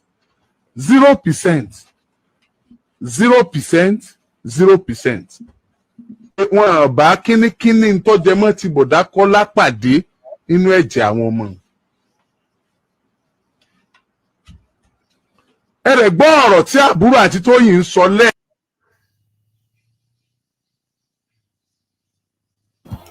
All right, so Dupsy, we get the picture. Yeah. So unbelievable. Yeah, so woman, nowadays I think this is a very common problem now. So because before, when you say that when a woman has a child, the husband should go for a DNA test, it's somehow demeaning to the woman. It's not something that's really nice. But my own opinion is that maybe people should be doing it. Maybe. Because I think this is now a very common problem, especially in Nigeria. So people should just be, so that we all be on the safe side. Maybe we should just, just embrace this culture and start doing DNA for each and every child that is born, so that we'll be sure, so that we won't be having this problem. Because this is so disheartening. To me, it's so disheartening. And this is what we are saying. You see, this thing, the other room activity is important. Probably this guy is only yobo. You know yobo. I don't know how to say it in English. Maybe he doesn't know how to satisfy his woman. And somebody else somewhere is just waiting for the woman each time this one goes out to satisfy the woman. Probably that's the problem. I don't know. For 4 children, for crying out loud. Not just one. When that even starts to begin is the thing. The oldest one is 16 years. So that's just on the cusp of university education. So all of those occasions that he has taken all of that, that's taken that child to show him or her of that, look at my child, 16 years. But there's the data out there that are as high as 6 in 10 in Nigeria, that they're outside of wedlock. So the level of bastardization that they're talking about, I don't even know where they're getting that data from. They say about really. 6 in 10, yeah. I don't know where they're getting the data from, but I think for all of us to be on the safer side and for all of us to be, we have that peace in our homes. Let's just try and start doing it. Especially most men, I don't think they are that active again. I think it's because of I don't think it's all about being sexually active. What if he's impotent? Probably. It might be. And it might not even be satisfying the woman. Only my baby. You will always go back to satisfying the woman. Yeah, it's very important. Let me say this. It's very important. I think this is woman wickedness to man. How dare on earth you get married to a man, you stay in his house, this man take care of you, take care of the family, and you're having the first, second, third, fourth, 4 children for that man that does not belong to that man. That is a sheer wickedness. That woman is so wicked. She doesn't love that man at all. But decided to stay there, maybe for financial reason or for some reason, we don't know. If for what Dupe is describing, that maybe the man cannot satisfy her sexually and could be the reason why she's going outside to have sex and, getting pregnant for another man. I think it is just wickedness. A man that does not satisfy you sexually, leave that. You know that sex is so dear to you. Leave that man, go to that person that can satisfy your sexual need. So don't stay in that man's house and keep extorting that man, taking all his money, and it's just wickedness. Let us describe as wickedness. Such a woman should be published. We should see her in the public. We want to know that wicked woman so that another man will not fall into that kind of wicked woman hand. So, Baba Aja, sexual satisfaction and having low sperm count is totally 2 different things. Some men can still satisfy you very well, and still have low sperm count. So Yeah. Well, Chioma, I mean, why do you think the woman is going to Barashegun? Why do you think she's going to Barashegun? why must he go when she's married? Why do must you he think go she's when going she's there? married? But She's why going to Brother Barashegun for a Shegun do it? reason. Why is it never anytime this thing happens, it's always Brother Shegun? Why is it never Brother Adeo? I think it's a name, you know. So Is that's your it. name Shegun, Mama? But your name is not Shegun now. Woman, why you obsessed? Your name Shegun. Don't buy deep, Mike. How are you? Good morning, Mike. How are you? Fine. morning. Mama, Lucy, what's up? I'm good, my brother. No excuse for this. Whether low sperm count or this thing, what we can, the fact we can get out from there is that this woman consistently cheating on the husband, having extramarital affair with another man consistently, or maybe different men and a married woman. That is bad. That stinks. Women should not do that at all. Men are goddamn animals somehow. But women should not be doing that kind of. It is bad for women, particularly when you have children and you continue. It is bad completely. Let us discourage this kind of thing. So this kind of women should be shamed. We want to see 4 men, 4 children. They bear that man name. You carry that man name, and all of them. If we are to be only one of them, we can say, okay, maybe along the line something happened. But 4, it is bad. Let me leave it there. And I think DNA should be encouraged as well. DNA should be encouraged. Yes. Yeah. It should be. I agree with you. Yeah. That will even make some women to sit tight and men too to sit tight and invest more in their marriage. Yeah. You know, just to agree with you as well, that Dupsy, I also agree that DNA, it should be routine at the point of birth to establish paternity.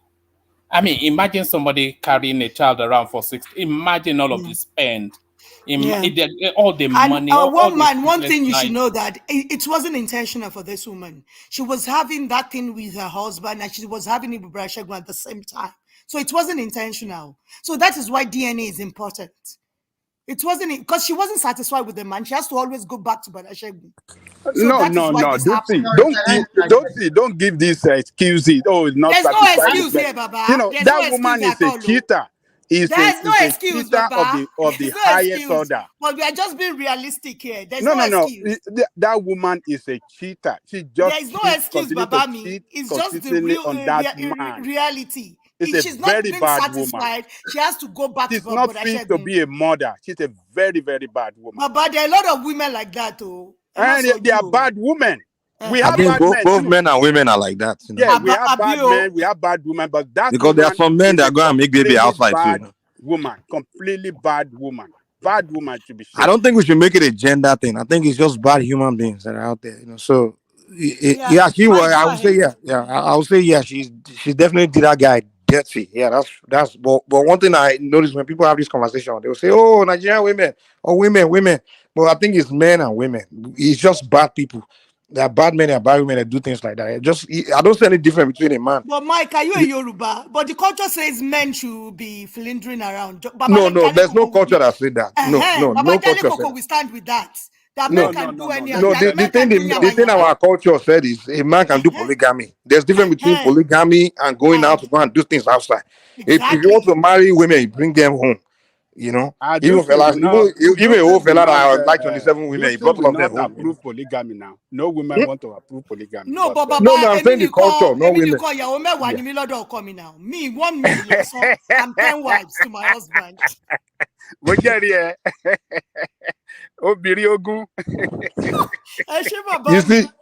You see, I heard that story. The one told me that story. But what I found, but let me confirm, yes, that the 4 children belong to that Barashegun, right? The same guy. All 4 of them. Yeah, that's how the story reads, yes. Okay. So, the real wicked person in this picture is that Barashegun guy. Most of the blame. So, this is what I think. I think this has not to do with financial issue. So, I think that Barashegun guy, he is broke, right? Now, that the woman was with has money. He has the means to raise the children. So that Brother Shegun guy want to have children, but he want another man to raise the children for him, to use his money to raise the children for him. I think that's what he did. So that woman may have been in love with I that don't think Brother so, Shegun. Mike. Why did you say that? But Shegun doesn't even, he's not aware that he's the owner of the children. He's not. How He's can he not not be? aware. He's not aware, man. Come on How now. will he know? No. I can prove that now. I will buy that. Hold on now. I will buy. If it's one child, I will buy that. Like maybe, I did something that woman know, and then he didn't know that he got her pregnant. But 4 children, no, he knows. There's no way, because that means that he had a relationship with her for that long. Exactly. They both planned it. They planned it, man. They're trying to use that guy financially to help them support raising the children. Exactly. That's what it is. So it wasn't a matter of a woman sleeping around, because if she was sleeping around with a bunch of men, then those children, there's no way they all belong to one man. Exactly. Yeah. So that Brother Shegun and that lady planned it. They want to use that guy financially to help them, raise the children. It happens a lot. A lot of these women, 2 things they want. They want a man that can financially support them and at the same time love the man. So what they do sometimes is the one they love is the guy that has no money, and the one they don't love is the one that has money. So they play that game sometimes where I don't want to suffer, at the same time I want love. So that lady was in the middle of, okay, this one here is financially stable, he can support me financially, and this one here, I'm in love with him, he pleased me in other ways. So that's the game she played, which is wicked. But all 3 got to take responsibility, because the guy that got played, there's no way he shouldn't have. Come on, all these feeling sorry for this guy. There's no way she didn't know this woman. I mean, you're smart enough now. There's no way a woman will not love you and be doing things you not suspect and not know. What happened a lot of time is this guy, they ignore it. Out of, I like the woman so much. He know it. All 3 of them got blame to share. They have fault. Mike, can I come in here? Yeah. I have a different perspective to what is going on. To me, I think the sweetheart to this woman is that Brother Shegun. They might have been boyfriend for a long time, and because probably she found the husband probably well-to-do and okay, I think she jumped on it. And I also think this particular man probably does not stay at home most time, maybe doing business one way or the other. To me, I think the blame is squarely rests on the woman. A woman will know the father of his children. She knows what she's doing from day one. Come on, let's face the reality here. 1, 2, 3, 4. Not even 1. 4 children. This is killing. This, to me, if it's an average man, you're already dead, okay? So let's talk, and you people talk about maybe the man cannot make babies or something like that. Even if the man cannot make baby, if truly she really love a man, there's other ways they can conceive pregnancy. We live in a modern world. And if the man has the money, they can conceive pregnancy 2 other ways, and both of them will be happy with their children. But having 4 children for another man, the same man out of wedlock, that means this woman has been sleeping with this man even before she married this man, the husband. And she continued. So the devil and the evil here is the woman in the middle. And of course, the accomplice is that Brother Shegun, because he will know categorically that these 4 children belong to him. And he continued to do the same thing. And I think that man will continue to do the same thing because the woman continued to encourage him to do so. Let's be objective here. That woman is an evil. It's a pity for that man, but it's a good lesson for her men to learn. I'm not categorically blaming women here. We also Remy, let me interject. You said the women, they usually know the father of their children. That's a lie. That's Really? a lie. Yeah, sometimes they don't know. Yeah. Hold on. If you have multiple partners, if you're somebody that have random sex everywhere, you can never know the person that has that. That is why I say make DNA to be compulsory so that people will have that clarity. So are you trying to say that women that sleep around is okay? Who is saying? No, that's not what you're saying. Are you listening? That's not what you're saying. Are you listening? Are you listening at all? I'm listening to you. Are you listening at all? Of course, I'm listening to you. I just asked you a rhetorical question. Don't ask me that kind of a question. Well, brother. it doesn't relate I'm to what saying you said at you. all. Yeah. Yes, Yes, now I'm saying a bike show the bunch man shit. I mean, Yeah, give them man frustrated me now. You be saying one thing, they will accuse you of you'll be something saying else. something else because they Can just we here to say- attack you. Okay, Don't okay, let attack me me, ask brother. you If you another- attack me, I let will me attack ask you. this Let me question attack you. another way. Let me ask you this another way. Can we say that 90% of women knows the father of their children? 90%. No. Except you're not sleeping Then we're in around. trouble then. Except, Men wait, are my sleep. brother. How Except many percentage? the woman you have is not sleeping around. Is only sleeping with you. Only you. So that is why I'm Only sure, you. right? And you So- can never be sure your woman is sleeping with only you. So That how is many why I percentage said are let's we make talking DNA about to now? be a compulsory thing at each birth. So if you want to put it into percentage, I how like many your women pariwo, do you your think know the pariwo again, real like father it. of their children? What did you say? If you want to put it into percentage, Mhm. what can you say the percentage of women that can really know this man is truly the father of my kid? Brother, I'm not a 80% of can- women should know. I'm not a 80% statistician should know. here. I'm just telling you. There's if no way you're- anyone can put that number. If you are the only, if your husband is the only one sleeping with you, good.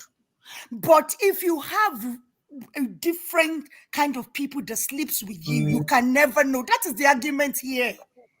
So that is why I said when I wanted But you to also start mentioned talking. that you also mentioned something now that really make my heart beat a little bit. You said that a man cannot know that he is the only one sleeping with his woman.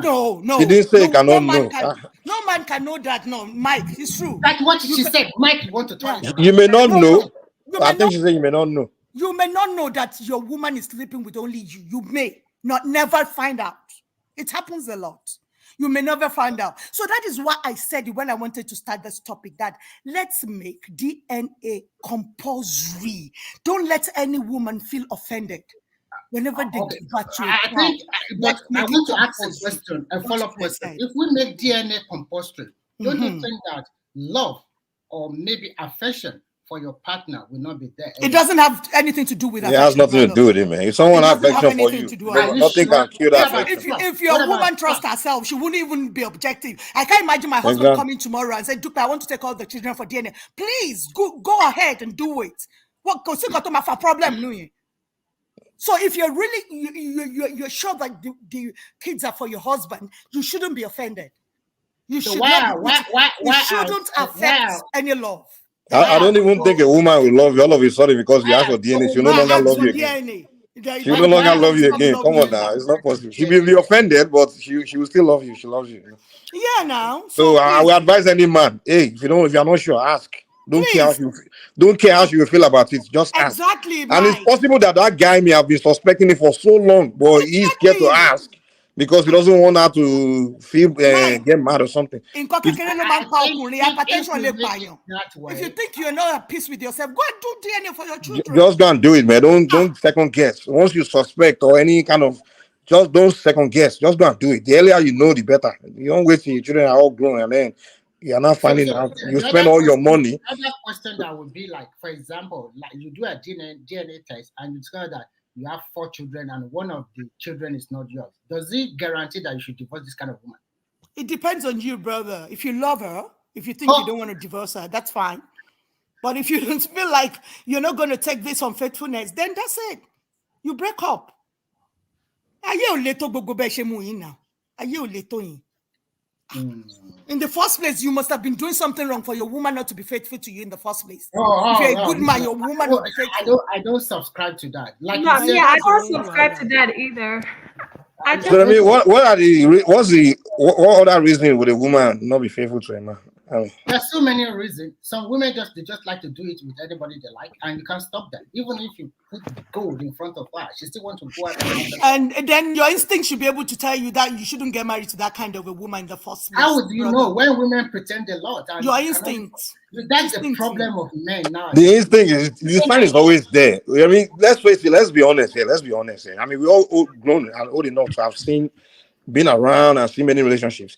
The sign is always there. It's just like some people ignore it, but especially men. Mike, They I'll ask ignore you a it. question. I'll ask you a question, very good question. The question is this: when I'm not saying when you are 20 to 26 years old, the wisdom you have cannot be compared to the wisdom you have now. When You you are don't around, you don't when need that much wisdom to have an idea. Even in high school, you know that this chick here, they talk to that. You have that, you have it, you know. The thing is, there's nature always have a way to expose things. There are forces of nature that always expose these things. You understand? So they will give it, the signs will be so there, but some guys will ignore it. I know a guy, I know a particular guy that we even told, like, listen, hold on. There was a guy that we even told that, listen, your chick is cheating, and he wanted to fight us for saying it. We're like, what are we here to gain from telling you? He just doesn't want to accept that reality. He's waiting for the day we catch her red handed. I'm like, dude, but the sign is there, guy. Dude, some people just in love with someone, they become lost. They don't want to accept certain things. They don't want to believe it's happening, and they will just ignore. They don't want to believe it. I totally agree with you that there should be a paternity test, DNA test when a child is born. I think it's good. So, because at that particular level, if the child is not yours, then you can negotiate. If you want to still remain with the woman, fine. If you don't want to remain, how do you now everybody go their own separate way? I think Don't you think a lot of this problem has to do with family and our culture, where they force people to be married, and then when you are not married, they shame you, and then people end up marrying a wrong person, right? When they find out it's not the right person, they don't want to be seen, they don't want to divorce because they will be like, what will people say? They will people say. They, And you then know, the so Christian that people too. pressure, and that's where Religion too. religion, all those things. So I think with modernity, maybe some women can accept that even if I divorce, if I don't find another man, I can still live my life. But it also depends on the community where you live or where you come from. Like if you are in Western world, it's not a big deal. But if you are living in the cosmopolitan city like Lagos and the rest, it's not a big deal. But if you are living in an inner town or city in Nigeria that they live like a communal society, I think divorce is like a taboo. And you know that if you are divorced as a woman, to find another husband in Nigeria is not a piece of cake. It's not easy at all. So that is why some women sometimes they don't want to divorce. They're like, okay, I want to manage my marriage no matter what happens. Even if my husband is cheating, I still can manage and I still can stay with him. Because we are all human beings. He can cheat today and change tomorrow. But the problem is this, unfortunately for women, if we turn it other way around, it doesn't really favor them.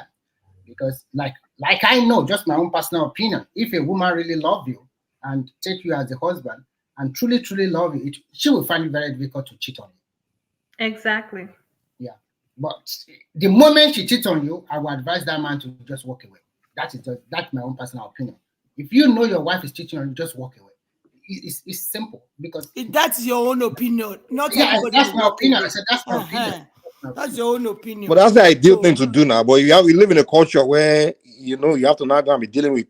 You are worried about what they will say. Oh, they're divorced. You don't want that. It's like that culture put pressure on people. Exactly. Where you are concerned about extended family, what would they, religion, all those things. It's just so how would you feel that that Brother Shegun is the one kicking his wife for so many years like that, and he probably knows this man also. Maybe they have introduced this man as the brother to the wife. Oh my God, it's a double tragedy for him. It's terrible. To me, I mean, if those children have known him to be to me, I don't believe that. I mean, children raising a child. Being a father to someone, it should only necessarily have to be your own biological children. If those children have grown up knowing you as a father, right? Trust me, they will always see you as that. They will always have that stronger bond with you than even their own biological father. So, can the man see these children as his own then? To me, I don't see it as necessarily a tragedy. If he has been a good father to them and those children have developed strong bond with him, I think it should continue to play that father role. Those children. Mike is not easy, man. 4 children. Mike, you're just too matured. A lot of no. Guys, listen to me now. Wait now. Let me land. You get where I'm going. What I'm saying is, if those children have always known you as their father, right, and they've developed that strong bond with you, and you invested so much in them, and you've developed that bond with them, don't hold this situation against them and just abandon them forever. I'm not saying. Don't abandon them forever, because in the long run, when you grow old, in fact, they will even take care of you more than they will take care of their own biological father, because they have stronger bond with you. Children relate with bond, not blood. I'm being honest with you. Like many of us there, if you know that person in your family. That some of us have one bond with our uncle than our father.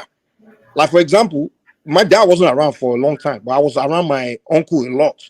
And today, I visit my uncle. They are both old now. I spend more time with my uncle than my dad because as a child, I had more bond with him. I developed more bond with him. So what I'm saying is the guy should always know that those children will always have that bond with him. Whoever they spend their childhood with, will always have that bond with that person. So it's not necessarily like, but the big mistake we make is just to now abandon those kids, not want to have anything to do with them. That would be a mistake. Mike, the truth is say that is your blood, That your uncle and your blood. Not be foreigner. Now than your blood. You know say that your No, even men that grew up, men around me that were not related to me when I was a kid, like that, live in the same household. When they were good to me as a child, they used to be nice to me.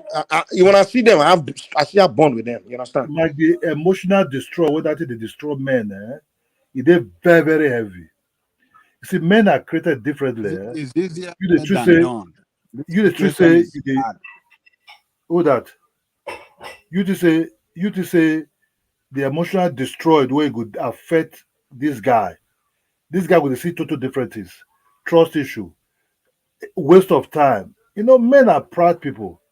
They come and say for back, this woman go to do all that thing. You know, there is you start me. The best is your worker come on, go create other family. No, you can work out come out from the woman. But what I'm saying is, it should not work out come out from those children, especially the one that has grown.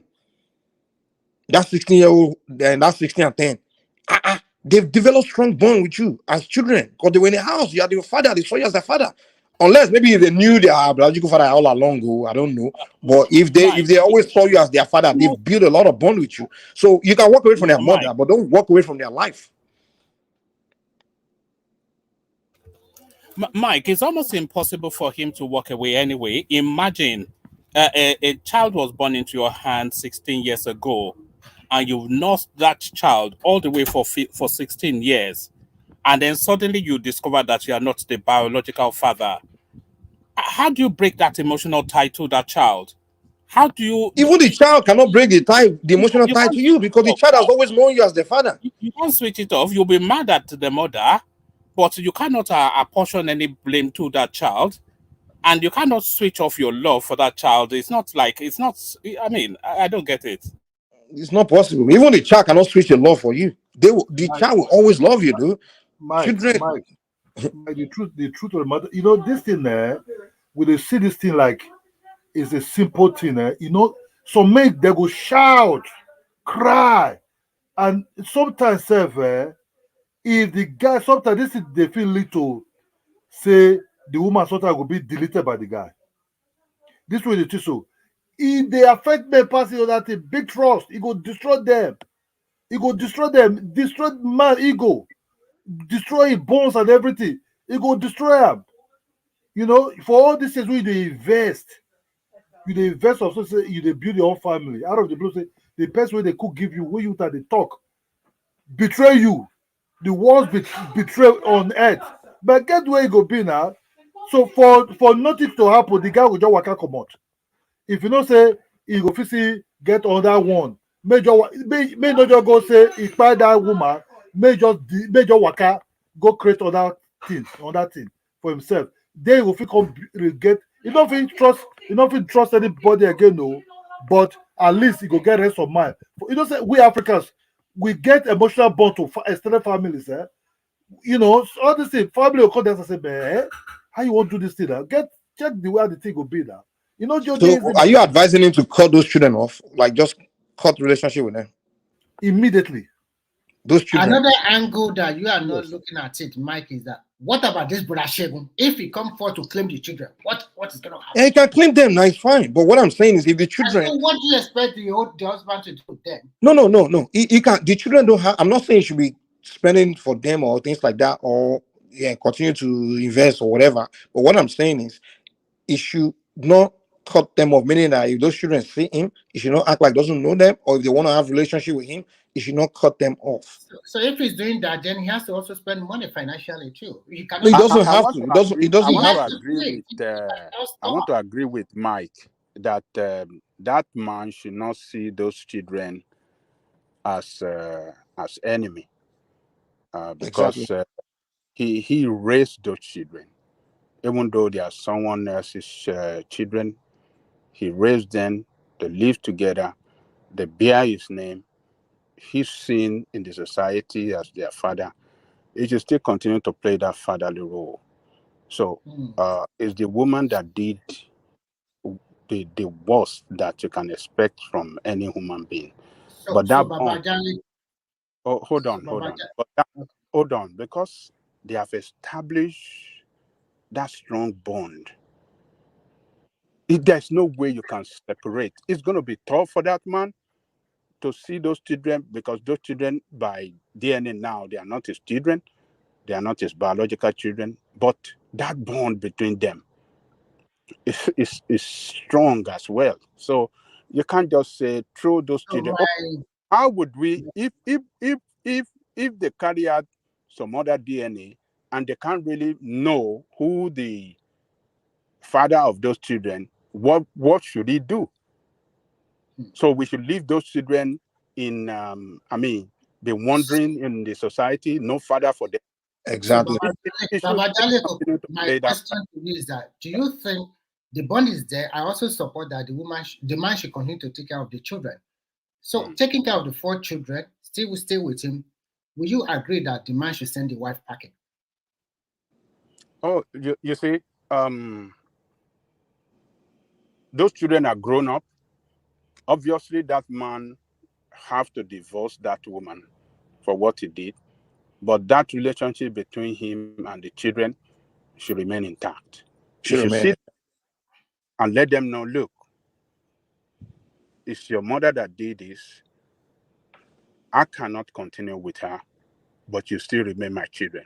And I want to tell you, those children will not see that man as they will still see him as their father. They will even respect. Yes.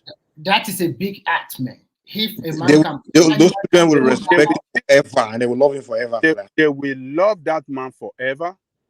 They will not live. They won't even want to accept any other person as their father. Yeah, I've seen it now. They won't accept any other person as their, even if they finally or later discover someone who is their father, they will not love that new man as the man. It's always happened that way. I know people that adopt children now. The children have more bond. They don't even, they are biological parents. They don't even want to have nothing to do with them. Yeah. It's the one they are raised them that they see as their parents. Yeah. So the man should handle this, because where will it start from? Where does he want to go? Does he want to go and start a relationship to start having new baby? You see, it should just accept it that, well, we don't know whether the man can also not make baby, like Dupsy and even if you make more babies, he should still keep that relationship. You can't say because you made more babies, just abandon those ones. I mean, it doesn't make sense. You can't abandon those children. No, you can't abandon them. No, that would be the worst decision to make. You cannot abandon them, because he raised them. He spent his money to raise them. That connection is between the family connection. So you can't abandon. Think marriage is not a stake, a big stake? Before you get married, you have to do blood tests. You have to do a lot of tests. You have, even if the woman have a child for you, you have to do DNA test. I think look. I support what one man said, and Dupsy champion as well, that at birth they should do DNA. So test. my idea is that for this kind of couple, don't get married until everything is settled. When you have your first child, do your DNA test, and if it's just there, you can go for your marriage. Tie it up or something like that. Don't do nothing first. Just stay together as a staying lover. Everybody knows you. And once you get married, you have a kid. And once you have a kid, you do a DNA test. Then you can do both naming ceremony and marriage together. Okay. Thank you, Remy. Okay, thank you, everybody. Okay, Baba, you're still okay. You still want to contribute? Okay. Okay. You see, Remy, if we really want to go deep into our own culture now, it is not mandatory that you have to marry before you have kids. It is not mandatory. Most of the time, if you get someone pregnant, that is what will really establish or pave way for that marriage, because that shows that, oh, the man is capable and the woman is capable as well to have a baby. So it doesn't, but in this modern world where we are today, that we have all sort of laws guiding everything. So I think the best thing is to do DNA at birth. You can have marriage, do DNA at birth, and if that DNA reveals that that son is not, or that baby is not yours, as a man, you can quickly establish, seek for... Decide what you want. You know, I don't know why we define marriage as when you do ceremony, officially, ring, all that stuff. To me, I think when two people start sleeping with each other, to me, you are married, man. You know, I don't know why we wait until they do the wedding gown, all that stuff before people are married. You know, those things are just ceremonies. Now. It's Oyinbo mentality. I know. You know, these days when they hook up, that's it, man. They don't marry you. That's it. They are married. You know, exactly. You have to say you have to do ceremony. Now you're officially married. Come on now. So you be banging each other all this time. You are not married. And the first story that we went with, the guy, the pastor was saying singles should not sleep with their boyfriend because the guy is sleeping with all the singles in the church. Because I don't know what his business is. Why are you saying the singles shouldn't sleep with their boyfriend? What kind of orientation is that? If singles wants to sleep with their boyfriend, let them go ahead and sleep with their boyfriend. What's the pastor's business? Adultery in the Bible, Dupsy. That is adultery. I don't know anything about the Bible, Baba. I'm just doing my own thing. Nothing concern me with the Bible. Dupsy don't send Bible message. Dupsy, you notice among all species, it's only we human beings that create all these laws. Do animals know adultery is? I mean, what is it? Human beings are the one that will create laws. Control other human beings. Why? You are supporting and encouraging promiscuity. No, I'm not encouraging it. That's not what I'm saying. Brother, what's promiscuity? The guy that is talking that singles shouldn't sleep with their boyfriend is sleeping with all the singles in the church. You should go and sit down and let us. This is what I think. I mean, I think this is my position here. Mike, our culture does not even allow it to. But our culture also does. Okay, wait now. I gotta go cool down. Let me. Is there such thing as boyfriend in our culture in the first place? Is there such thing as a boyfriend in our culture? No, there's no boyfriend. Yeah, exactly. Now, see, that's what the problem is. Ololufe is a boyfriend. Ololufe. but woman, you know, back in the days, right? Once boyfriend and girlfriend that you be so once both of you are matured, the family they see you guys growing up, and the family will say, let's go and talk to each other, and from the family side, and then they connect both of you, and the marriage will. Yes. Maybe that's what we should talk about. That courtship between both of you, doing all sort of things, having sex before even the family know about it, is not our culture. It's a fornication. It's adultery. Adultery is not allowed in our culture as well. So you want to get married, and start your family life from there, and not be having sex and doing all sort of things before marriage. No. Okay. So that thing when they talk, so that old school nowadays in Naija contest, my brother. If you all hold her with the tear rubber, they go.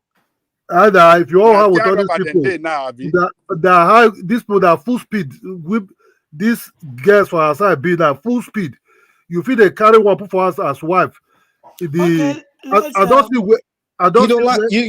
guys notice, like when we were growing up, you used to be ashamed to say, especially girls, to say have a boyfriend or that kind of thing. They used to hide it. You understand now? Because they don't say, only she push anymore. You know that kind because of thing. People like to pretend, Mike. People like to pretend. A lot of people were doing it. Mike, back in the days, you can't. Mike, back in the day, you can't say I have a boyfriend, that kind of thing. You know, Mike, I don't see where. Do it though. But now, Mike, they talk like. A man married woman for us, Mike. When the man they go business work, the man they enter hold up pilot. Go to look for small boys for street. And if you see the big mansion where this man build there, big one for Ogba there, mighty one. But as the man they come out, if he's going to confront the girl, this will they do. So how about if your husband catch you? He says the man don't take it, he go close the man mouth. Me say he go finish the man. You see, for the guy, it don't big go. Kidola, I think we have to solve this problem. We have to go look at Ajala Koko said. We have to go back to our original culture where we frown at simply you sleep with too many people before you marry. We have to go back to it. It was Oyinbo that came and introduced that culture to us, that dating culture, because it's not good now. If you have dated a bunch of, if we say, okay, let's start doing this dating rubbish. Now, a woman has dated like maybe 10 different men before she finally say, okay, I'm ready to get married. Now, you're not get married. There's a chance that out of those 10 men you dated before, one of them is better in bed than your husband. You know that kind of thing now. So that's where the problem is.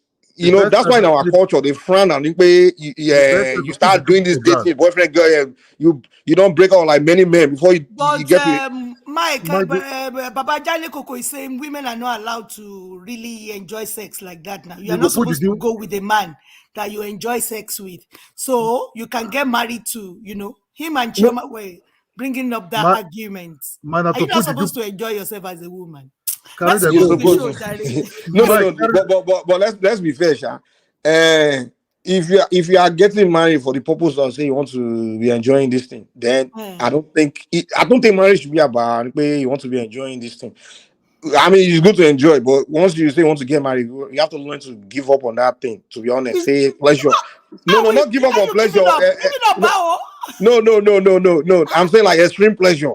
Even man now, I mean, like, there's no way you can say your wife. I don't understand, but you can go and look for that extreme pleasure somewhere else. Is that it? So you can go and look for it somewhere else. A man that say he wants to be faithful to his wife, right? And he only wants one wife. Then you have to say to yourself, I have to give up on that thing. That's extreme pleasure. Because there's no way that your one woman can be giving that pleasure after she don't born like 3 kids. It's not possible. Okay. You understand? There's no way that pleasure will be the same. There's no way the pleasure the man was getting from you when he first met you and you were at CC. There's no way you can continue to get that same pleasure after. I think it's even getting better. I think it's not lie. Unless the man is lying to you, man. Whoever is telling you that is lying. It's not. That's why men go outside now. That's why they go outside. That's why they go outside. If you want to be a faithful man, responsible man, you have to give up on. I want to enjoy that thing like I didn't enjoy before. You have to give it up. Mike, and woman, marriage. Yeah, that's what marriage is. Marriage is about sacrifice. You have to sacrifice that pleasure of I want to be bad. Really? You have to. That's the only way you can be faithful in marriage.